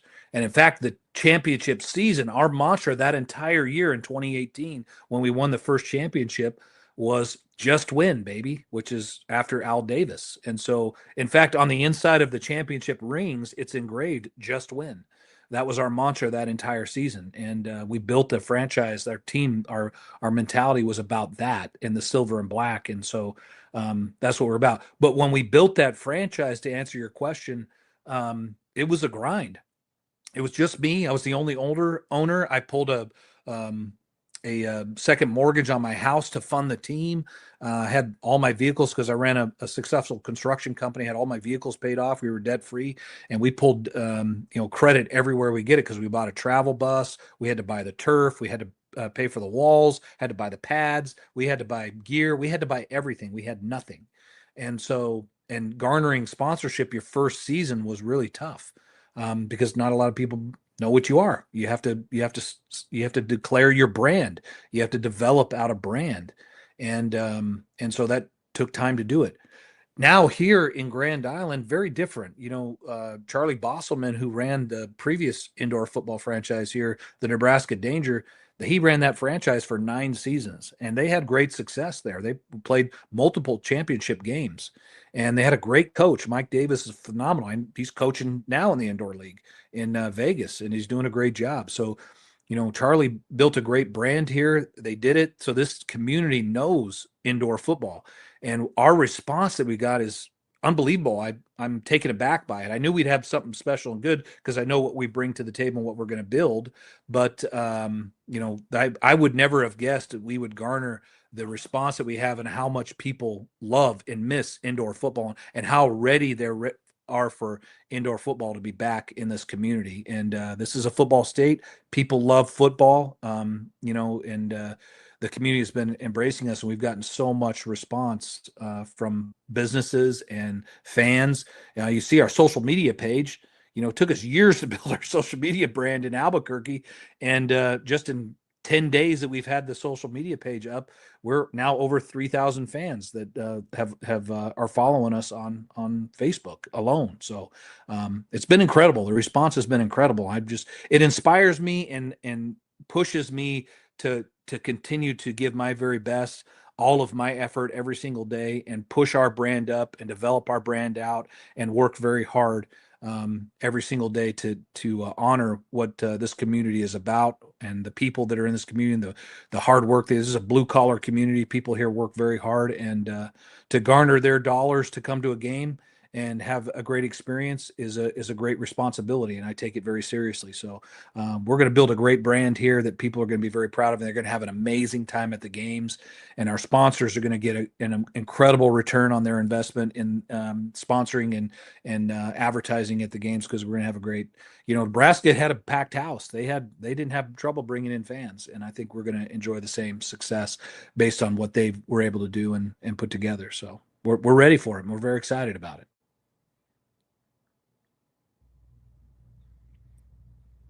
That is awesome. Man, looking at your LinkedIn, how many championships do you have overall? You got like 40 rings on your page up here. Well, it's when you can duplicate the pictures out, you just spread them around, and now it looks like you got 40 when there's 4. So it's just clever marketing is how you do that. There you go. I've been blessed. I've got the 2 championships in indoor football, and then I amateur level. I got to win a couple of state championships, national championships with amateur football, semi-pro football, and then I got to play as a fireman. I got to play on a Battle of the Badges game. We played a football game against the cops every year, and so firefighters versus police officers, and we got to do that 4 different seasons. And fortunately, I love police officers very much, admire what they do, respect what they do, but we beat the cops 4 times that we played them. So we were blessed to do that. So got to play some great football. I'm honored to do it. Hey, there you go. As far as your team goes here in Nebraska, right? And then with NIL becoming what it is these days, do you think you'll find yourself competing with maybe smaller colleges for the same players? Or have you seen that issue already in the past?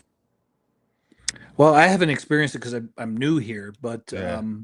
we all know that NIL has changed the game probably forever, and it affects what kids do in that sport now. And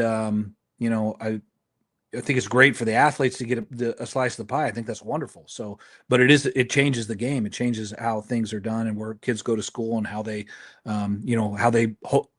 develop and garner their brand, protect their brand, which is a good thing.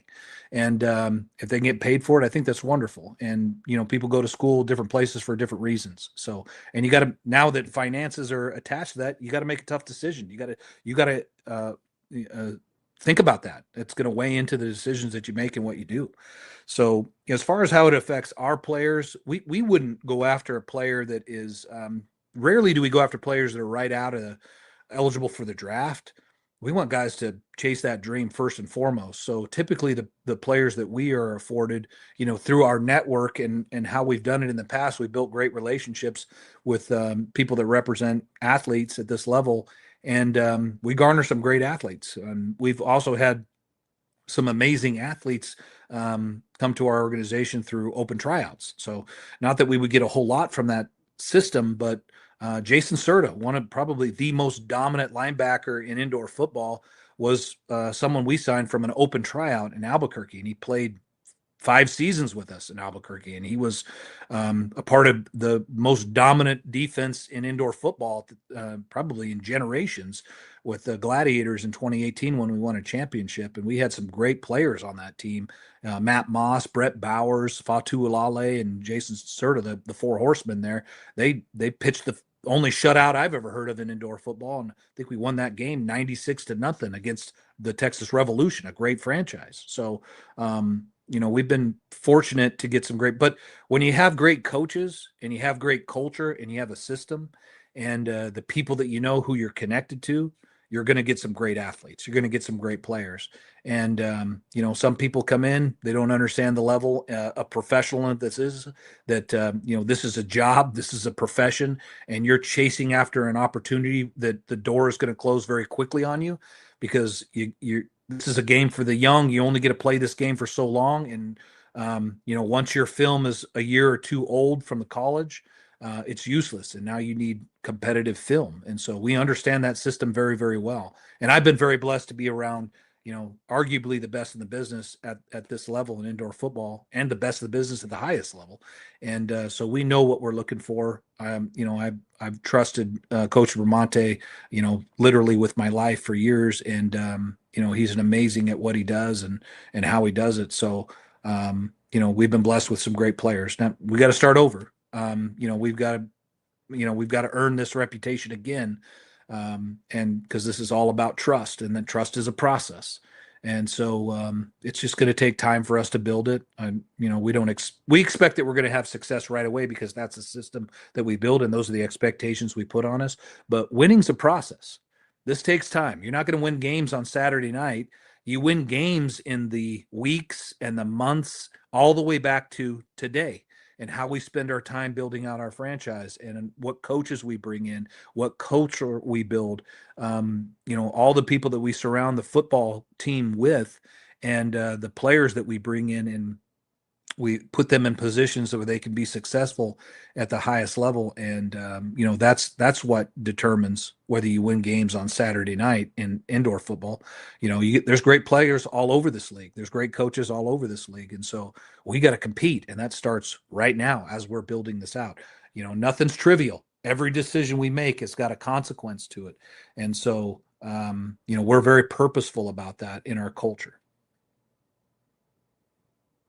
Yeah, speaking on that a little bit, obviously being back in it having spent many years in the overall sport, at a certain point, arena football was actually in conversation of being considered like the fifth major sport in the US. Do you feel like this sport could ever get back to that popularity wise? I think that if you go to an indoor game, we always said when we were building out the Gladiators that we couldn't promise a lot of things. We didn't have a control a lot of things, but the one thing we'd promise is if you've never been to an indoor football game, come the first time. We promise that you'll come again, and that was our experience. We grew that brand, and when people found out the level of athlete that we garner and that's playing at the indoor level, because we had some great, we had Brian Randall playing with us at quarterback, and he was an incredible athlete. Played at Virginia Tech, and the success that he had winning the Rose Bowl, and having athletes like that, athletes like Donovan Portery. It's just been so many great athletes come in the door and play at this level.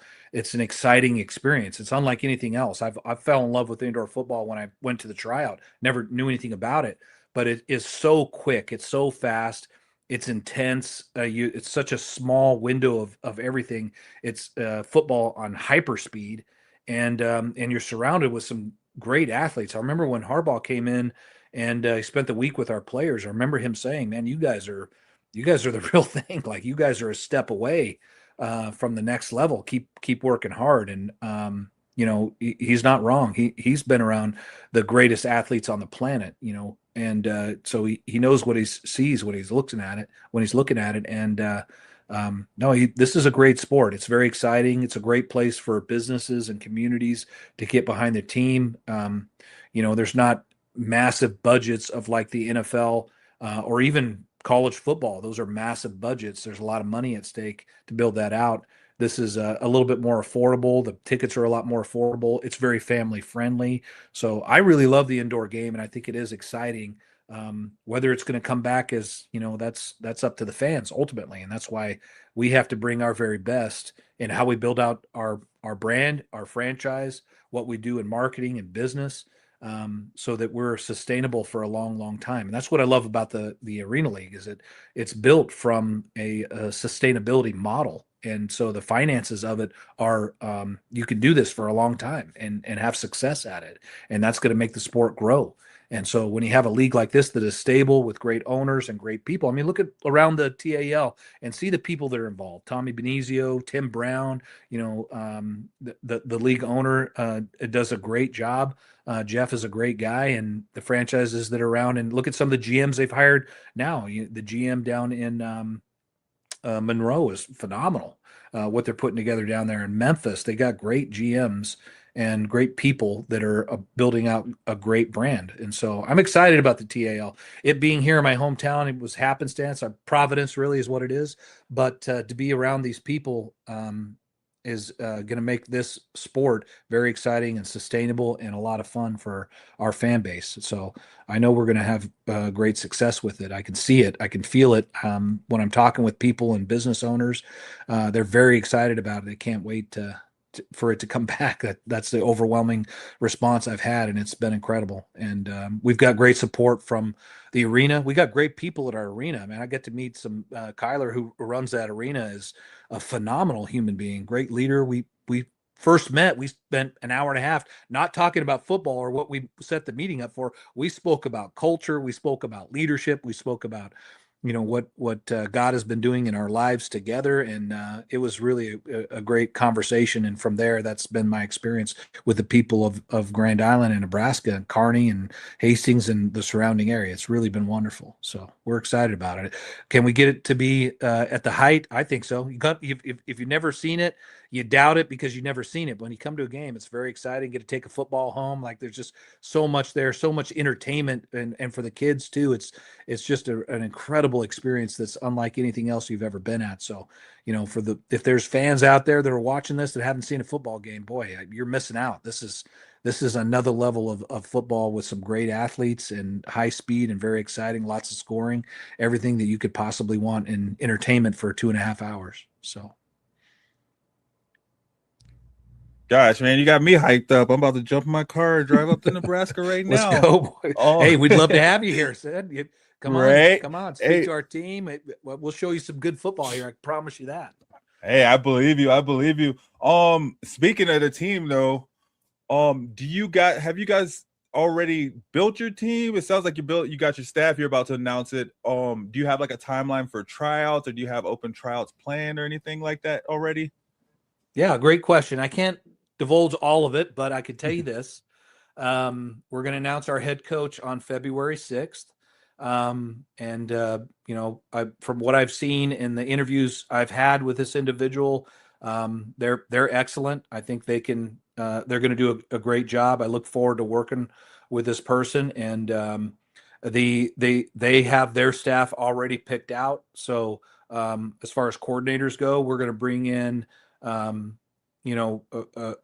good head coach that has knowledge of the game, and then that I'm excited to work with. And he is going to be bringing in two coordinators that he has picked out, and then from there we're going to hire local. One of the things that we did in Albuquerque is we brought in local coaches. Because man, this is an unbelievable opportunity with the coaching staff we're bringing in, that you're going to learn some great culture, and we're going to teach our RGB culture and the eight rules and the mindset to our players and our staff. The staff are going to learn so much. They're going to get a master class on coaching at the professional level, because it's very different. But and how we build systems and how this works and practice, what a practice looks like at the professional level is very different. So, and working with these athletes will only inspire you and help you. So we're going to hire local coaches. That's our goal. Once we get the staff established and announced, and we can start, talking about that more freely and openly, not being so dang cryptic about it, because we have it set. But we're going to announce it here soon on the 6th of February, and Friday we'll do a press conference, and then we'll be able to share more. But our goal is to bring in local coaches, high school coaches, and college coaches in the area, and some up and coming coaches. We'll have a whole staff of interns, people that want to get into coaching. I met with an intern today who's never been in coaching, and so we're going to develop that person out as one of our interns. They'll learn how to do film, how to film practices, how to process that film, and get it ready for review with players that day. So this is as you guys know, there's a lot to this, and that's the process so far. After that, once we name our coaches and we're moved on from that process, we have dates picked out for open tryouts. We'll have 2 open tryouts for football players here locally. I'm inundated with requests of when those tryouts are going to be, and we've looked at film of players that we'll bring in for a tryout and get to see them work out in front of us. We've got quite a few of those, so we'll set those 2 dates, and then from there we have tryouts for game operations. We'll have people try out for mascot and all the support stuff for the the backside of it, in the arena stuff. So we'll have national anthem tryouts. We'll have, all those DJ, VJs, all that stuff, announcers, all that tryout will occur on one of those days as well. And then, the dance team tryouts and all the stuff that goes on the other side of the entertainment side of the sport. So all those are coming up. We'll be announcing those on our social media. So we've got a plan. We've got a system. We've done this before. We're very good at it. And so that's all planned out and on purpose. Everything we're doing is on purpose and has a purpose. So, we're going to roll all that out as we come to it. So. And speaking of the tryouts, do you have it in your mind that you guys are trying to build more of a local homegrown team, or are you just, hey, whatever the best talent is, it doesn't matter where they come from? Well, building, this is really a coach's question. Our head coach has got a system and a process, and he knows what he's looking for talent and what that team looks like. The game is a little bit different. As you guys know, TAL is a little bit different, where you got 7 players on the field. You don't have any kicking, and the roster size dictates a lot of the decisions that you make. And so you field a team that's going to fit in that, the most competitive in that. We're going to bring in the top athletes, the best athletes in the country that we can garner. That's what our goal is as a coaching staff. And so, we're going to have high level athletes at every position, guys that we know and feel can move on to the next. We're not, and I, was talking with some of our agents that we're working with to garner athletes around the country. And, it's important that the people that are looking for talent and feeding us talent know that, we're not hiring indoor football players. We don't have indoor football players. We have professional football players. We only bring in pros that live and breathe their brand every single day. And when we attach the Nebraska Siege brand to their brand, we want to have synergy in that connection. And so it's purposeful why we bring in an athlete and the type of athlete and who we bring in. Well, when we won the championship in 2018, every player on our roster had a college degree. Every one of our players had graduated college, which says a lot about the culture that we were building and the type of people that we had around us. And so that's a big part of it. When you get a degree, that says that you put your mind to something and you can finish that goal. It says a lot about who you are and your character. So, that's a factor in how we pick players. We ask one question, the first question, we ask a lot of questions in recruitment, but the first question we ask every athlete that we talk to is, what does it mean to you to be a great teammate? Because this will come back to, you heard Harbaugh speak on his press conference when he took over the Giants, and he spoke quite a few things that were, core to who he is and his brand and why I know he's going to be successful everywhere he goes, because it's about culture. He builds great culture, and he has a system for doing that. And it comes down to one thing, and that's the team, the team, the team. This is all about the team. That's rule number 1 in our 8 rules. Always protect the team, because the team is greater than any one of us. The team is bigger than me.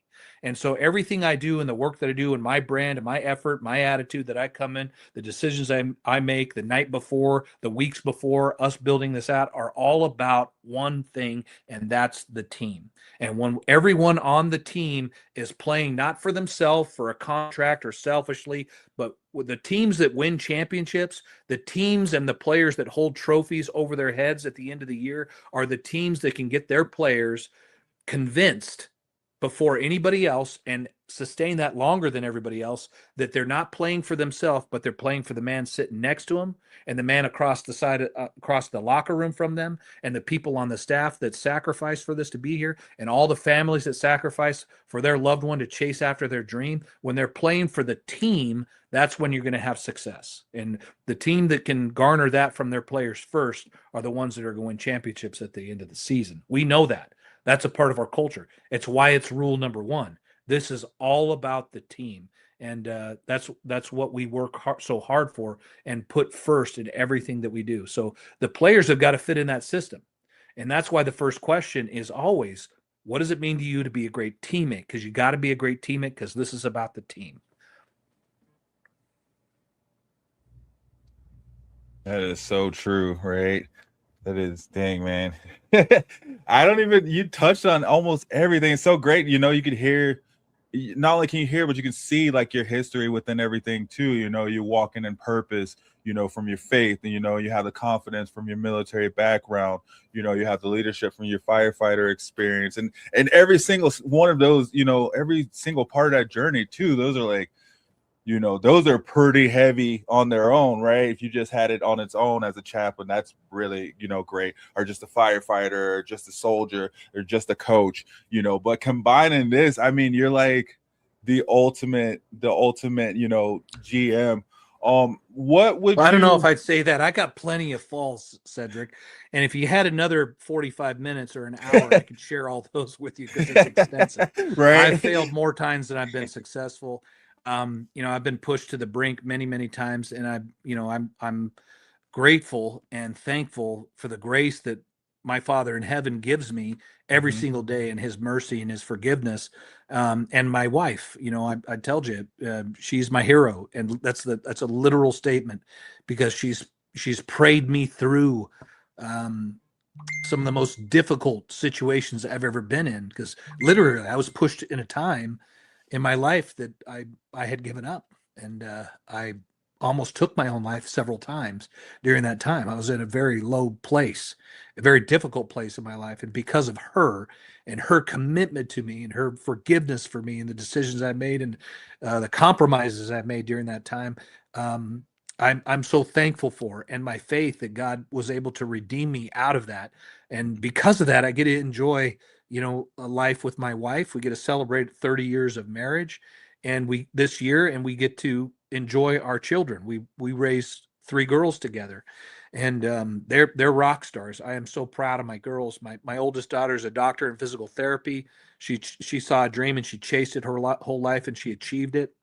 My two other daughters are also amazing. My middle daughter, Deanna, she graduated high school with an associate's degree, and she went on and got a bachelor's degree in 2 years with a full academic ride scholarship at the University of New Mexico in pre-med biology. And then she decided to go back to school and get certified as a ultrasound tech, which is what my youngest daughter did. And she became one of the youngest ever ultrasound techs in the program that she was a part of. And she did it within less than 2 years after graduating high school. And so, I would love to take credit for their success, but that's really their mom and them and their tenacity and their hard work. But, they believed what their parents were teaching them, that they could chase after big dreams. Because I believe God called us to live extraordinary lives. He never wanted us or meant for us to live average, mundane lives. He wants us to chase after supernatural dreams and do supernatural things, so that when you accomplish supernatural, extraordinary dreams, they could take credit for it is our Father in heaven, because you're chasing something supernatural. Only someone supernatural could help you achieve something like that. And so you get one chance this life, like TJ said earlier, and he's right, that why not dream bigger than what you're dreaming now? Why not chase after extraordinary things and live an extraordinary life, because you only get one chance at it. So let's go chase after big dreams. Let's go run this back. Let's try to build another franchise that hoists trophies over their heads and has wins at the highest level, and we add another ring to the trophy. It's not about those things and those accolades. It's about the process. And that's why rule number 5 is trust the process. This takes time. This is a process. It takes hot fire to make the finest steel. It takes you going through the difficulties that's going to make you who you are and produce who you are. You can't climb the mountain until you train to climb that mountain. That mountain's no good to you unless you've gone through the process of it, and you surround yourself with people that are going to make you better and greater and push you to new levels and new heights. And so, trust the process. This is a process. You got to trust it. Even trust the process even over the results, because you won't get results right away. This is a process. This takes time. So rule number 5, trust the process. The results are a consequence of us trusting the process longer and more faithfully, and doing it harder every single day and growing every single day. But it's, like you said, I'm honored that you would say such a thing. I'm blessed, but I've been through very difficult times at the highest level that I nearly lost everything over. And I'm so thankful for God's grace and his mercy and his calling, and the responsibilities put on me, the oil that he's put on me in my life. And I take everything that I do very seriously, and I go after it. Like Harb says, I'm going to attack this day with an enthusiasm unknown to mankind, because who's got it better than us? Nobody. So I'm a big believer in that. He's influenced me and my kids. My daughter said those very words when at her commencement speech when she graduated valedictorian of her ultrasound program. Both my girls graduated at the top of their class, and they both gave speeches at the graduation ceremony. It was a very proud day, my friend, and they mentioned those things that have been spoken into their lives in order for them to chase after their dreams and do great things. So, I've been blessed by it, my friend. I've been blessed to serve in the military. I've been blessed to be in the fire service for so long. I'm blessed to talk to you guys about culture and leadership and where we go from here, because every one of us has this capability. We're all limited by our belief. Belief is the most powerful thing on the planet. It's a spiritual thing, and it affects every one of us. Your belief, your level of belief is either going to make you limitless based on your belief. That's rule number 7. The power of belief, and raise up the expectations. You special. So dream bigger, dream higher, dream, live extraordinary lives and special lives by you having a mindset that's special. And so,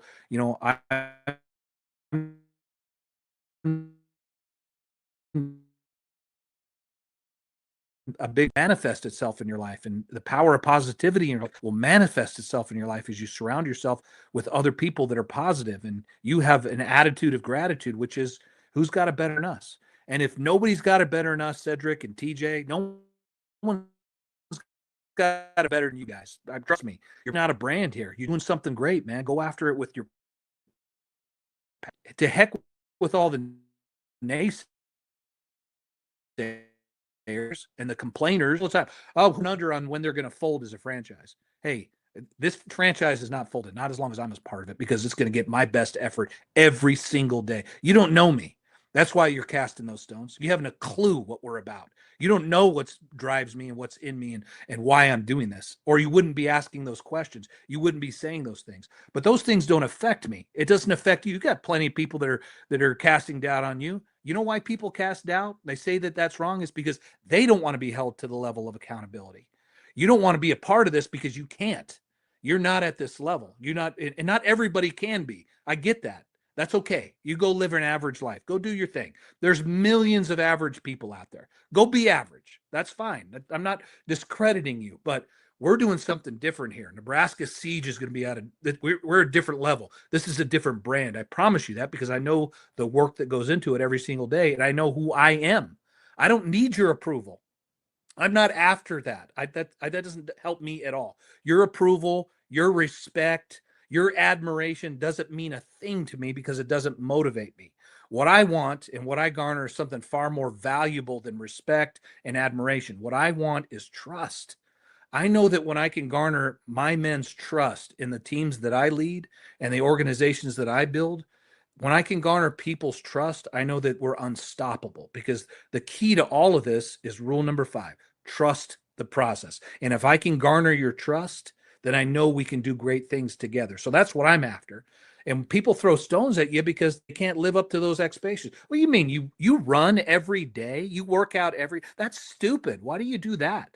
Because you don't want to be held accountable to that. So you throw stones, you try to discredit it, you try to cast doubt on it, you complain about it because you're not, you can't do this. You don't want to be held accountable to it. You got to get up every day. You got to start the night before. You got to chase after dreams, man. That if you want to live extraordinary lives, you got to put in work.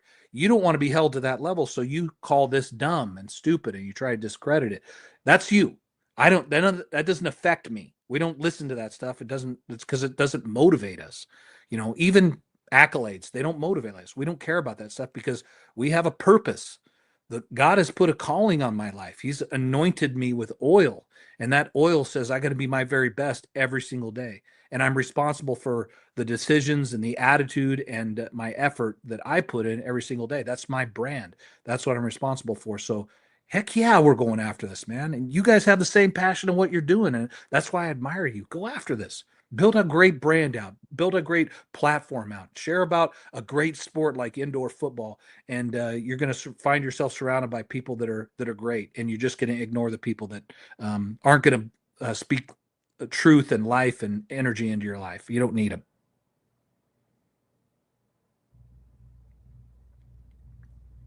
We're building something special up here, aren't we, TJ? Man, I'm telling you what, that you got me wanting to run through a wall for you. I'll tell you.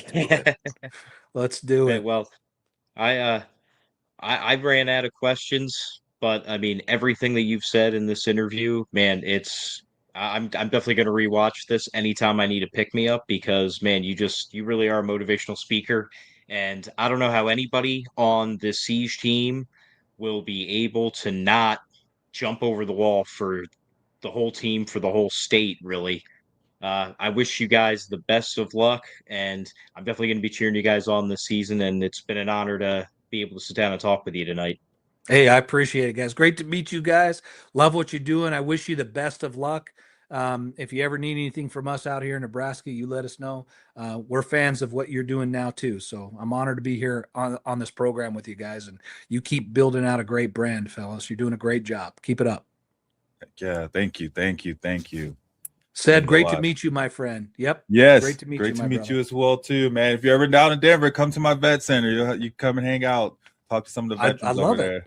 Yeah. We'd love to have you. You text me, so I have your number, and that way I'll reach out to you. Because we drive through Colorado Springs to go back home to New Mexico all the time. We usually bypass Denver, but hey, if I got a reason to stop in Denver, I'll come see you, man. There you go. Heck yeah, I will for sure. Right on, Yeah, I'm fella. out of stuff too. Like, gosh, man, you so much. It's gonna be such a great interview. I can't wait till it comes out for sure. Thank you again for coming on. And anytime you want to come back, please just let us know. I'll have you on whenever. You got Absolutely. it, fellas. Hey, appreciate you guys. Good luck out there. We'll talk soon. Yes, sir. Have a good one. Thank you. All right, let's go Siege Nation. Go Siege. Right. Yo, what's good? Cedric the bus driver here. I don't know about you guys, but I know what I will be doing every Tuesday, Saturday, and Sunday. And Thursday nights too. I'll be over at Shady Sports Network, so catch up with me. Holla at your boy.